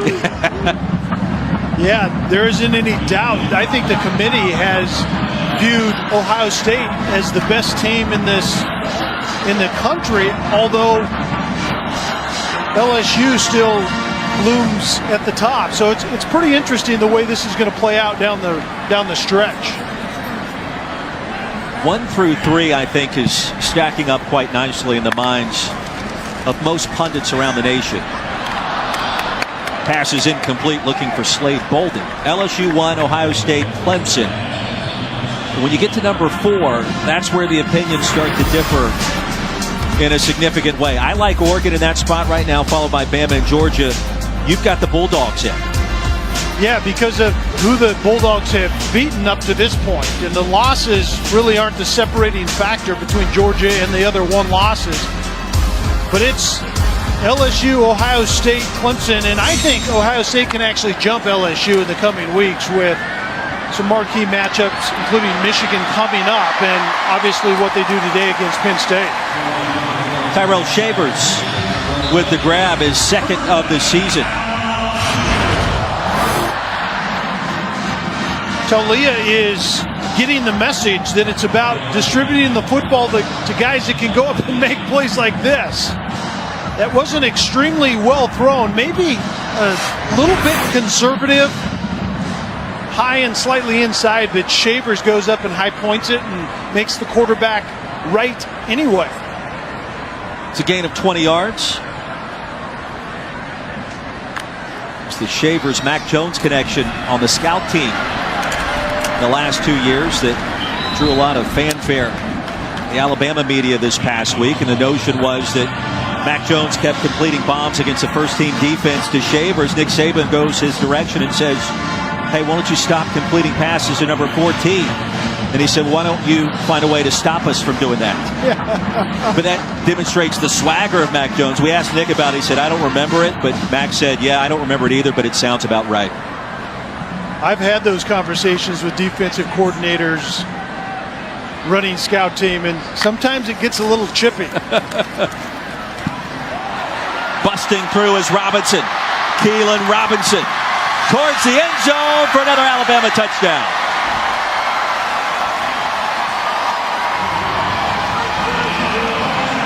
From 46 yards out, that'll be the second of the freshman's career.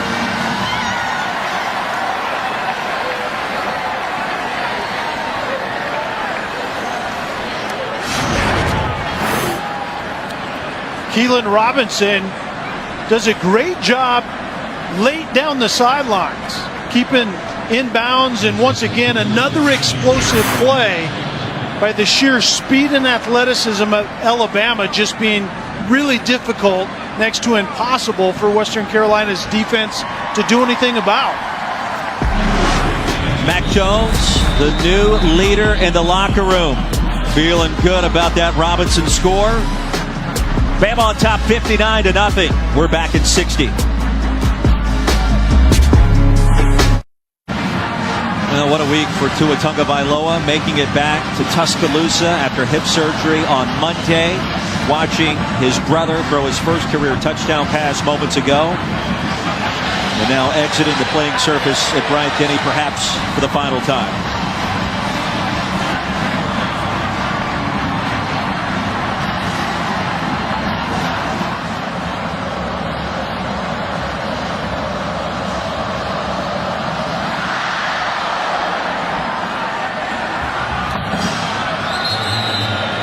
Coming up later tonight, Justin Herbert, number 6 Oregon, look to keep their college football playoff hopes alive against Arizona State in Tempe, 7:30 Eastern, 4:30 Pacific on ABC, also the ESPN app. And right now, according to ESPN draft expert Todd McShay, Herbert, the number 2 draft eligible quarterback. And correct me where I'm wrong, I think he has actually moved up in front of Tua Tagovailoa, along with Joey Burrow up at the very top, considering the season he's had. Yeah, I think it depends on who you talk to, but I think Justin Herbert possesses probably the most NFL-ready skill set. And certainly the injury to Tagovailoa, the Tua Tagovailoa, matters in that draft coming up. Here's Adams for Western Carolina. Bolts ahead for a first down and a gain of 20 yards. Now, the current top draft eligible quarterbacks, according to Todd McShay, led by Joey Burrow, Herbert, Tagovailoa, Fromm, and Jacob Eason. Joe Burrow, how much ground has he covered this season?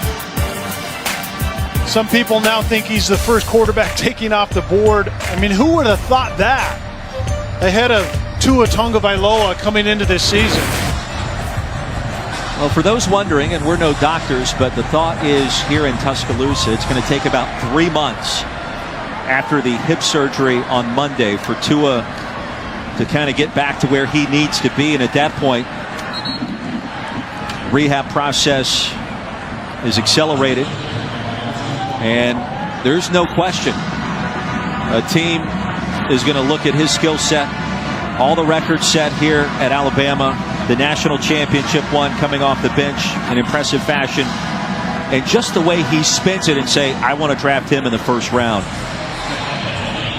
No doubt someone will want him on their team to be the face. I mean, what better face of your franchise at the next level, if indeed he does come out, than Tua Tagovailoa? My question is this: he has that reputation of being a tough quarterback.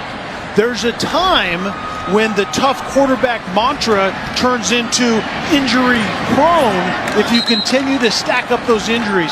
We'll see what the next level thinks about that. Back to the studio and Matt Berry. Matt? All right, guys, interesting story developing between Harvard and Yale. The game is currently in a delay because there is a student protest sit-in at midfield on climate policy.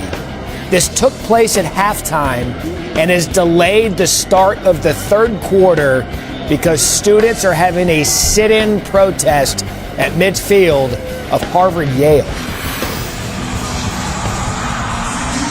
Well, you don't see that every day. No, you certainly don't. Appreciate that update. Here at Bryant-Denny Stadium, 59-0 our score. So in your mind, back to the Tagovailoa conversation for just a minute. You mentioned the injuries. Before the dislocated hip last Saturday in Starkville, the thought was he's got a real opportunity to be the #1 overall pick. Can he get back to that position, showing scouts later next year that he's fully recovered? Because by all accounts, that's the expectation. Yeah, and in terms of where you're drafted, it affects the money greatly in terms of the signing bonus. I think that's really where it is. You only need one team to be in love with your skill set to make you their first choice in the first round. And you can see the injuries are beginning to stack up.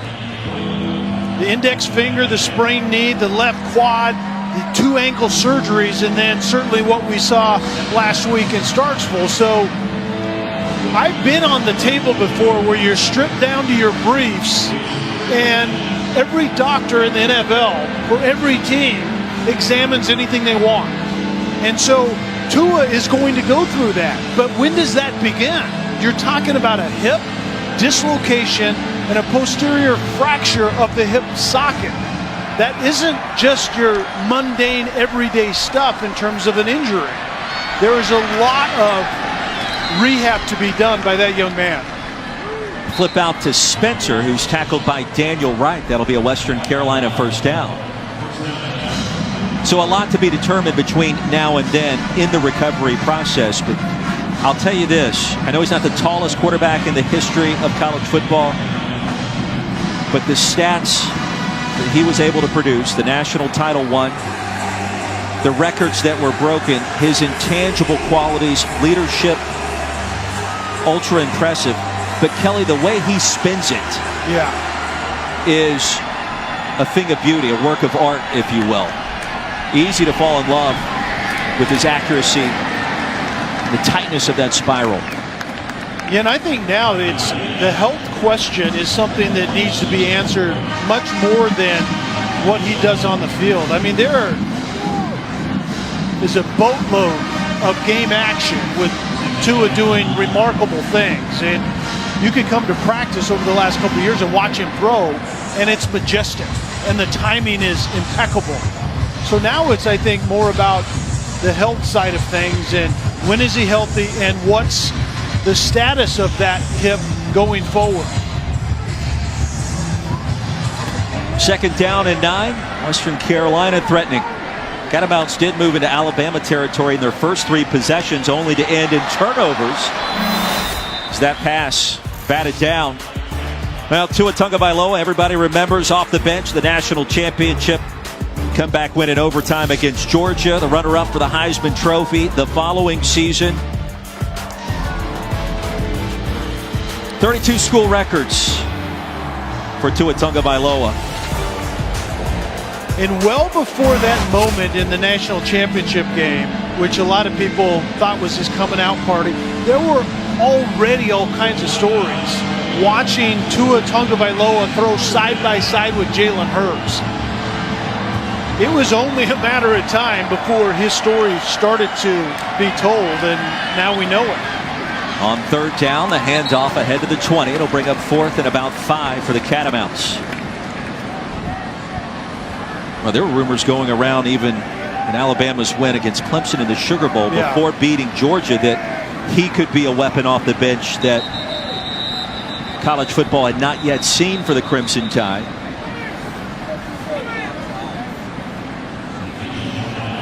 an injured player. You think about the Crimson Tide under Tua Tagovailoa as Christian Barmore is banked up. The offense really hit a different gear.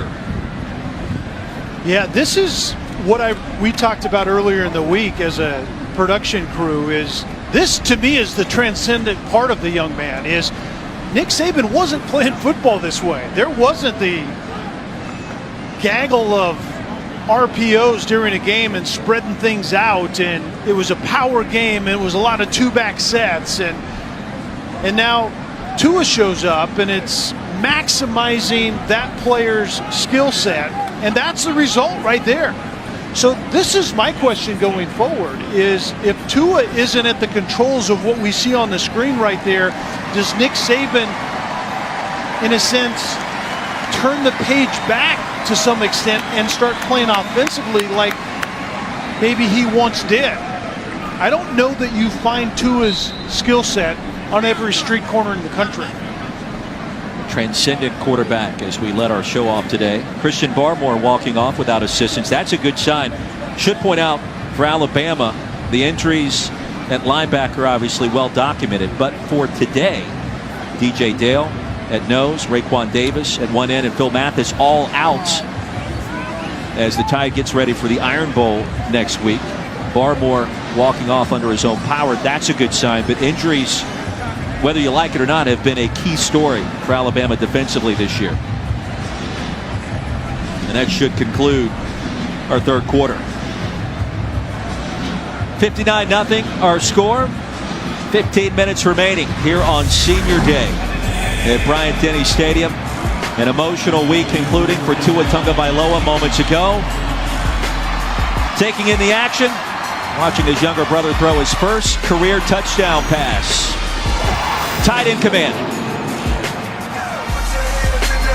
Video update. Things getting interesting between Ohio State and Penn State. Journey Brown takes it in for the Nittany Lions.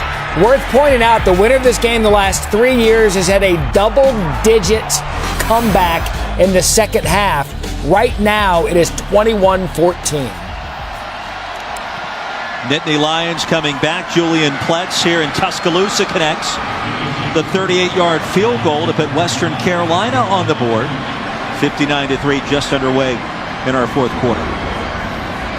Hey, Roy, you know what I'd like to do now is take a look at today's hardest working player, brought to you by Duluth Trading Company.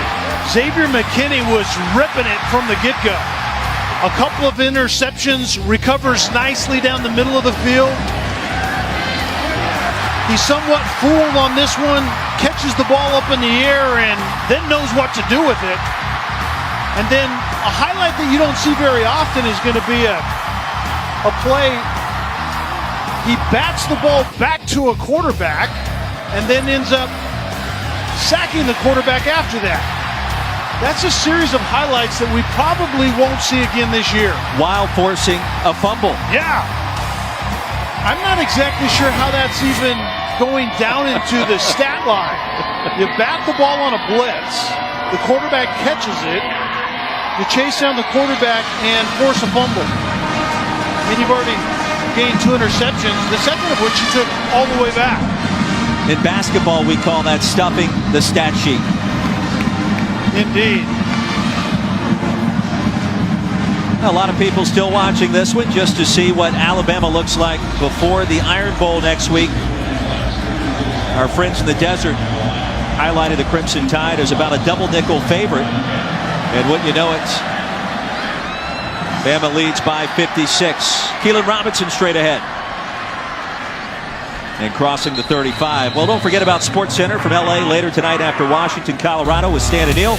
We'll have plenty of reactions from Penn State, Ohio State, plus Herbie's take on Oregon or Utah's place, the upcoming college football playoff, plus Lakers Grizzlies post-game coverage.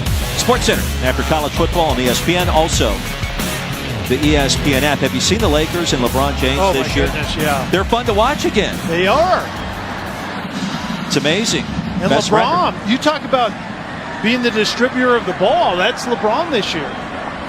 Leads the NBA in dime drops. Yeah. The assist man, LeBron James. Leah Tungabailoa back on the field, replacing Mac Jones, who had an extremely efficient outing. There goes Keelan Robinson into Western Carolina territory. Michael Murphy prevented the touchdown. That's going to be a gain of 20. Keelan Robinson is another true freshman. It's true freshman quarterback given to true freshman running back, and this Robinson has a little giddy up in his step.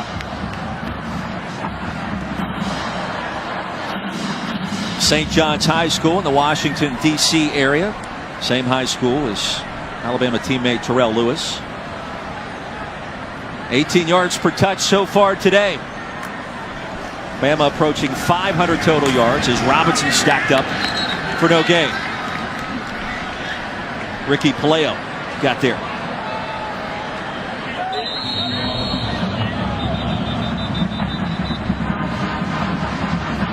Injured Catamount near the 40-yard line.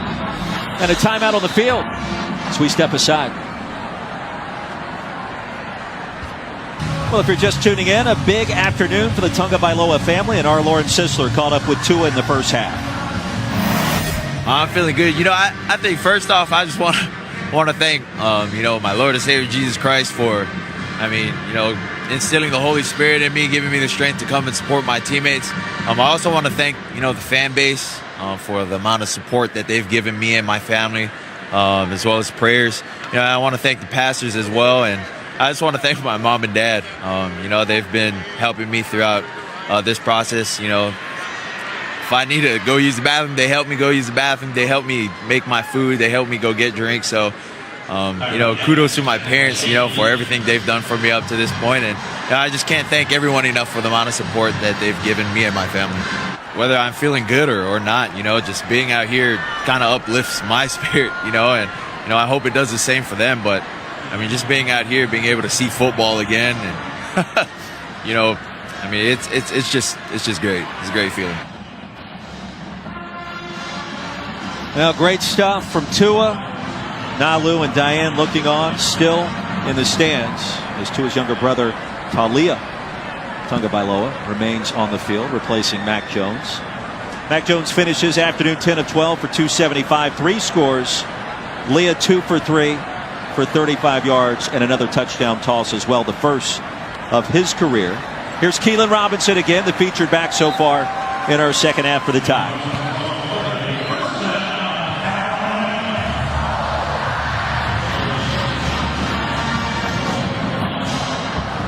Alabama number 5 in the latest college football playoff rankings, knocking on the door of the top 4, and in need of some help in all likelihood to reach the playoff for the 6th consecutive season.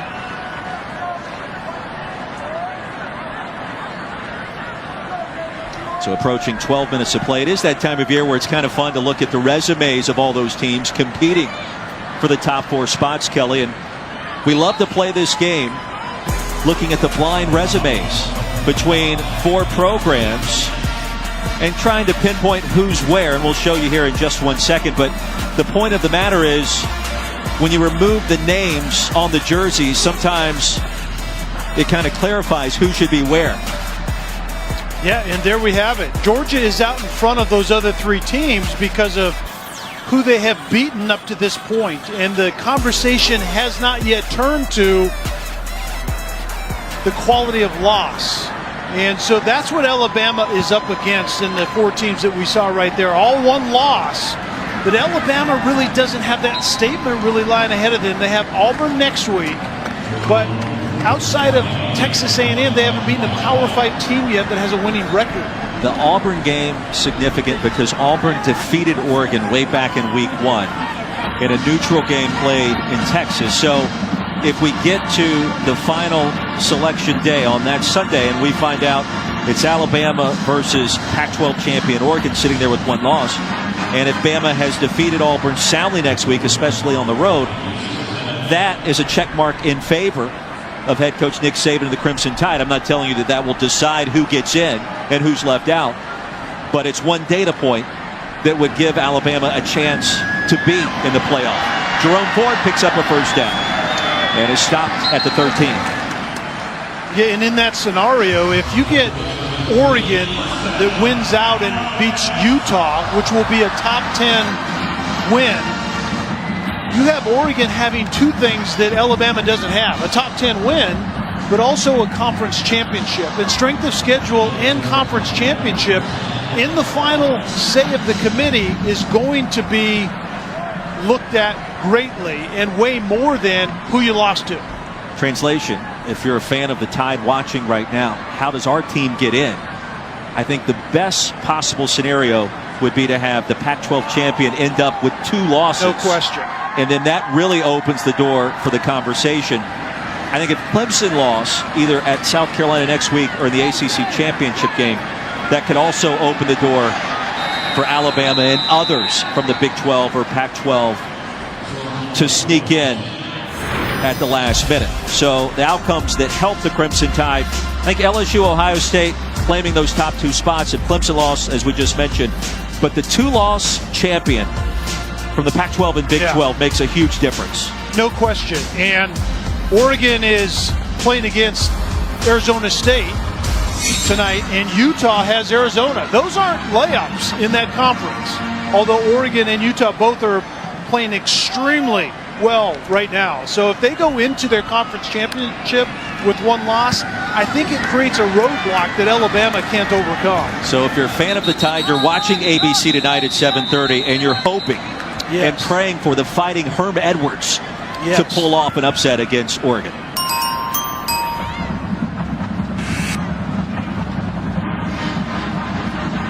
And he's done a nice job with the Sun Devils. They've really had their fair share of upset wins in just a couple of seasons in Tempe. Not exactly explosive offensively, but playing really good defense. And anytime you play good defense, you have a chance. I mean, Nick Saban and Miss Terry, no doubt they're watching that game tonight, right?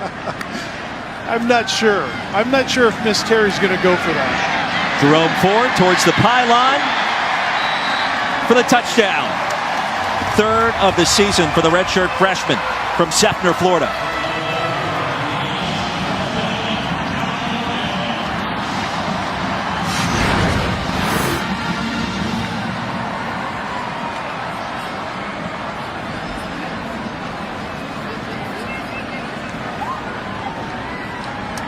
Question is whether Jerome Ford penetrated that pylon. He has to take the ball inside of that pylon or hit the pylon, and I think this is certainly going to be a score. But Alabama just continues to roll out guys to carry the football, and the result's the same. One of them's going to end up in the end zone sooner or later.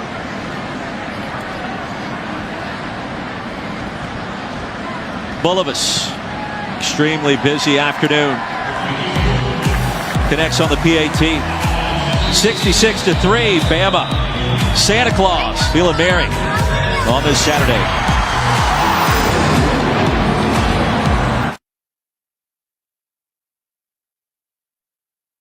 ESPN College Football is presented by Xfinity. Get the ultimate in-home Wi-Fi experience with Xfinity X5. And in part by Pizza Hut, official pizza of college football. No one out-pizzas the Hut.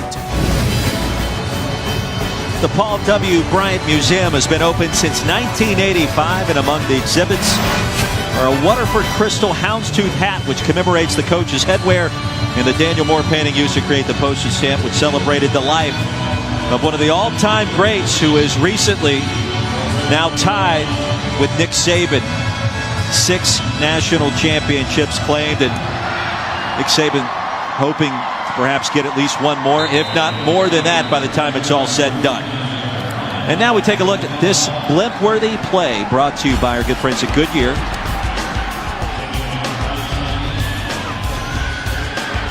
Mac Jones was ultra efficient today. 10 out of 12, 275 yards, 3 touchdowns. The last 3 games that he's had a chance, 1 start against Arkansas, relief in the second half against Mississippi State. And he did this same thing, by the way, 34 out of 44, over 600 yards and 6 touchdowns. Get the ball to your playmakers in space and good things happen if you're a quarterback at Alabama. Western Carolina with the ball trailing by 63, so I'll ask you this. Numbers look great against Western Carolina, Arkansas, Tennessee, etc. for Mac Jones. Marlon Davidson, Derek Brown next week down at Jordan-Hare Stadium. What's it going to look like against that kind of defense? Yeah, a different task altogether, and I think that's it. I think it's Kevin Still scheming against Mac Jones as opposed to Tua Tagovailoa. Kevin Still, the defensive coordinator at Auburn, still has to worry about the playmakers out on the perimeter and Najee Harris. And Mac Jones is a very wise young man to just say, how do I get the ball to my guys where they can do something with it? And if he does that next week, I think Alabama will be in good shape. Always a good time in the Iron Bowl. Auburn coming into that one at 7-3, 4-3 in the SEC, and they're dispatching of Samford over on SEC Network as we speak. The win against Oregon, one of the best in college football this year. Close losses, and that's been a consistent theme in recent years under Gus Malzahn. And if you're a fan of the Tide, you like that vibe going into that game. Yeah, and Auburn certainly likes to be at home, and those 3 losses are a total of 21 points. The second most difficult schedule in the country. I think Texas A&M has the most difficult schedule in the country, but Auburn, by and large, have been forgotten about, and they're only a gnat's eyelash of being right in the thick of this thing. Adams off the play action fake. It'll be 4th down. Think about the Aggies of Texas A&M for a moment. They close the season later today against Georgia, and then at LSU next week, having already faced Clemson and Alabama.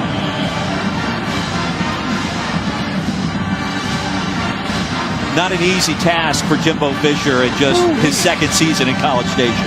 No, but the thing that Jimbo Fisher has is his roster is starting to look right as he transforms that and recruits extremely well into that place. And they have gotten better last year and this year down the stretch. Kellen Mond starting to come on strong at the end of the year for Texas A&M. We'll see what that means later today. Shavers nearly blocked the punt. Nick Saban looking on, his team in control. In Tuscaloosa, you're watching the SEC on ESPN. Alabama dominating Western Carolina as expected. Lauren Sisler, Kelly Stopper, Roy Philpott. On Senior Day, would be remiss if we did not mention 3 juniors and a sophomore. 3 of these players may be playing their last home game. Jerry Jeudy, Devontae Smith, Henry Ruggs III, who's out today, and Jalen Waddle. Waddle, we know, is going to be back. The other 3 probably are done after this game in terms of home tilts for the Crimson Tide as Lockridge goes off right tackle. Yeah, Jeudy, Smith, and Ruggs are all draft eligible, no question. And Jeudy is a consummate route runner. I mean, and knows the purposefulness of the play. And Devontae Smith has great hands, yards after catch. You talked about it. 610 led the nation coming into this season. And then Ruggs is just elite speed. He's a little banged up. He was a game-time decision. Obviously, you can see Henry sitting there. And then Waddle is fast and has good hands and is good out in space. He might be the best all-around guy in that group, but he's a sophomore, and you know he's going to be back. Well, you think back to all the great receivers that have played here in Tuscaloosa, especially within the last 10 to 15 years, and only Amari Cooper has caught more touchdowns than Jerry Jeudy, Henry Ruggs III, and Devontae Smith. So it's been a different era with Tua Tagovailoa, but Jeudy, Ruggs, Smith, you can match those guys up against just about anybody that's played here. Yeah, there isn't any question. And you can remember earlier in the year, the story comes out about the rock, paper, scissors. Who's going to get the football? Who needs a touchdown? And, you know, who has that luxury in college football? It doesn't exist many places. Townsend, the running back, with real estate along the left side and a nice cut. Tripped up, crossing the 45 of Western Carolina. Jerry Jeudy, we believe, will be the first receiver off the board come April in the NFL draft. What struck me when we watched Alabama for the first time in practice a few weeks ago, unbelievable route runner. It just, as a former quarterback, just made me very envious of anyone throwing to that young man. In and out of breaks, doesn't have any wasted motion with his feet, great separation. He's kind of slight, but trust me, That dude's going to catch a lot of footballs at the next level, whenever that is. Paul Tyson, the new Crimson Tide running back, wearing number 15. Townsend plunges forward to the 40. Bigger fish to fry coming up next week down on the Plains as Alabama and Auburn renew their rivalry once again in the Iron Bowl.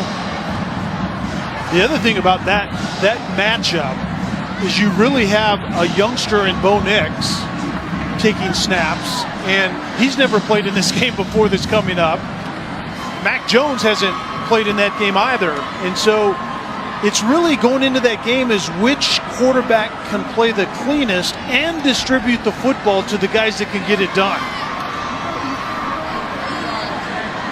Bo Nix has had several incredible moments this year, including that win against Oregon. He threw the game winner with just seconds remaining as Tyson hands off. Paul Tyson, the quarterback for the Tide, Bear Bryant's great-grandson. Mac Jones now on the sideline. Steve Sarkisian told us yesterday the biggest asset that Matt Jones has going for him right now is the understanding of the scheme. People forget that Mac Jones decommitted from Kentucky knowing that Tua was coming here, Jalen Hurts was already here. So as a redshirt sophomore, he's been in the system. He understands it, where the plays fit together and the constraint plays or the complementary plays that come off the base plays. And then it's about execution and distribution. And so far, so good for Mac Jones. Under 3 to go. Won't be as many matchups like this in the SEC in the month of November in the years to come. It's been a popular topic of conversation on Sports Talk Radio around the conference. It'll have a different feel next year, but for this season, it works out well for Alabama, getting Mac Jones some much-needed reps as a starter and giving Steve Sarkisian and Nick Saban the ability to see how he can respond in that setting. And now with 2 starts under his belt, more momentum in their favor next week. Yeah, and this start is different than his previous start against Arkansas. We talked about it.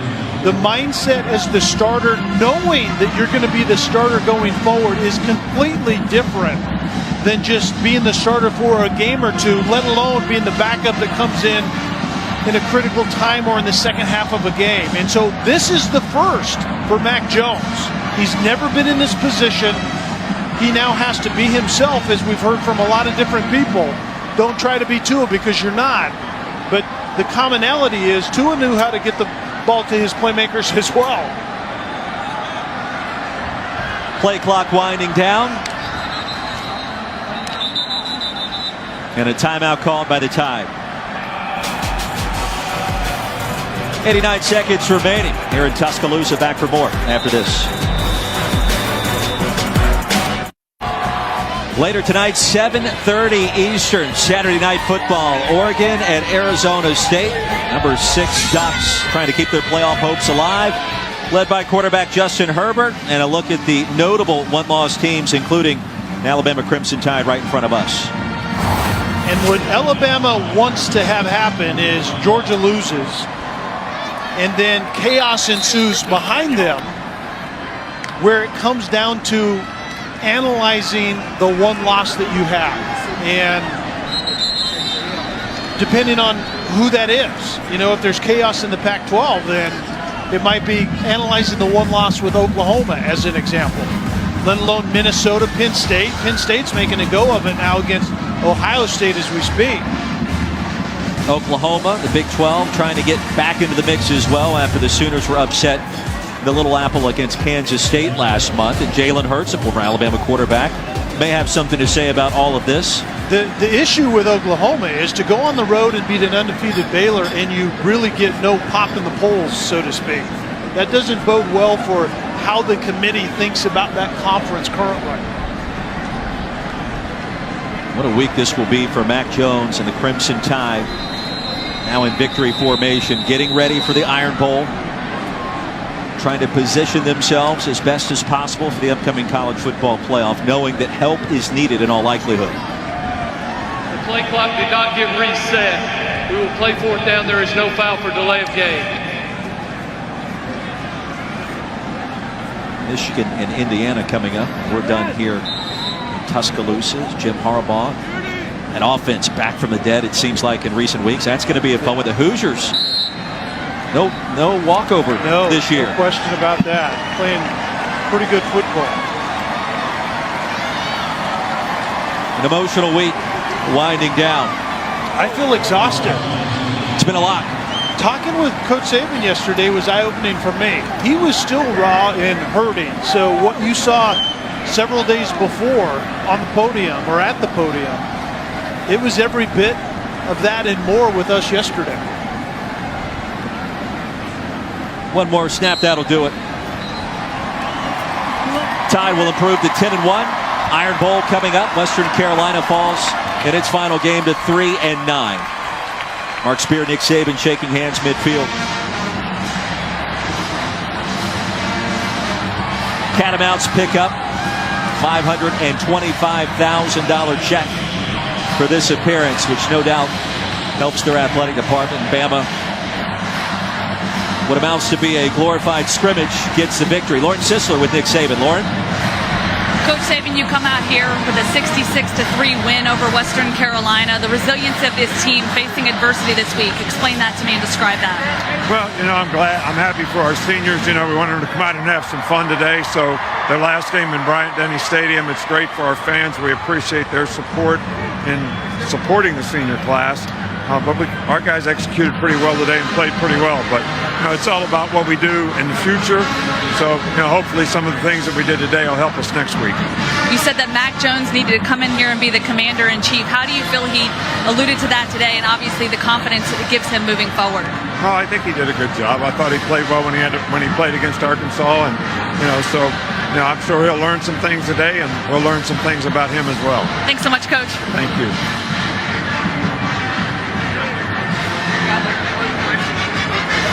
All righty, and we got Mac Jones here. Mac, 10 of 12 today, 275 yards, 3 touchdowns. How are you feeling right now after getting a big win over Western Carolina? I feel good. It's all about the team, though, and they did a good job rallying around me, and we made plays. So that's what we're here to do, and we just want to grow off this game and continue to work. And to the seniors, congratulations to all the guys that got in, and it was fun to see a lot of young guys and old guys get in today. So, what can you say about the resilience of this team after the emotional week that you guys faced? Yeah, I think it shows a lot. We trained for things like that all year, and mentally and physically, so we're ready for anything, and we just got to put our head down and work, and everything will be good. Thanks so much. Yeah, I appreciate it. Well, his nickname in the locker room, Baby Brady. And in his 2 starts, he has been Tom Brady-esque. 6 touchdowns, no picks. Tua Tagovailoa and family on hand here today. As Lauren indicated, an emotional week concludes in Tuscaloosa. 66-3. Our final score with Tua on hand, just days removed from hip surgery, repairing that dislocated hip. Big performance for his younger brother and for Mac Jones as well. Once again, the final 66-3. Bama beats Western Carolina. Coming up next, college football scoreboard. So long from Tuscaloosa. ESPN thanks you for watching this presentation of the Southeastern Conference.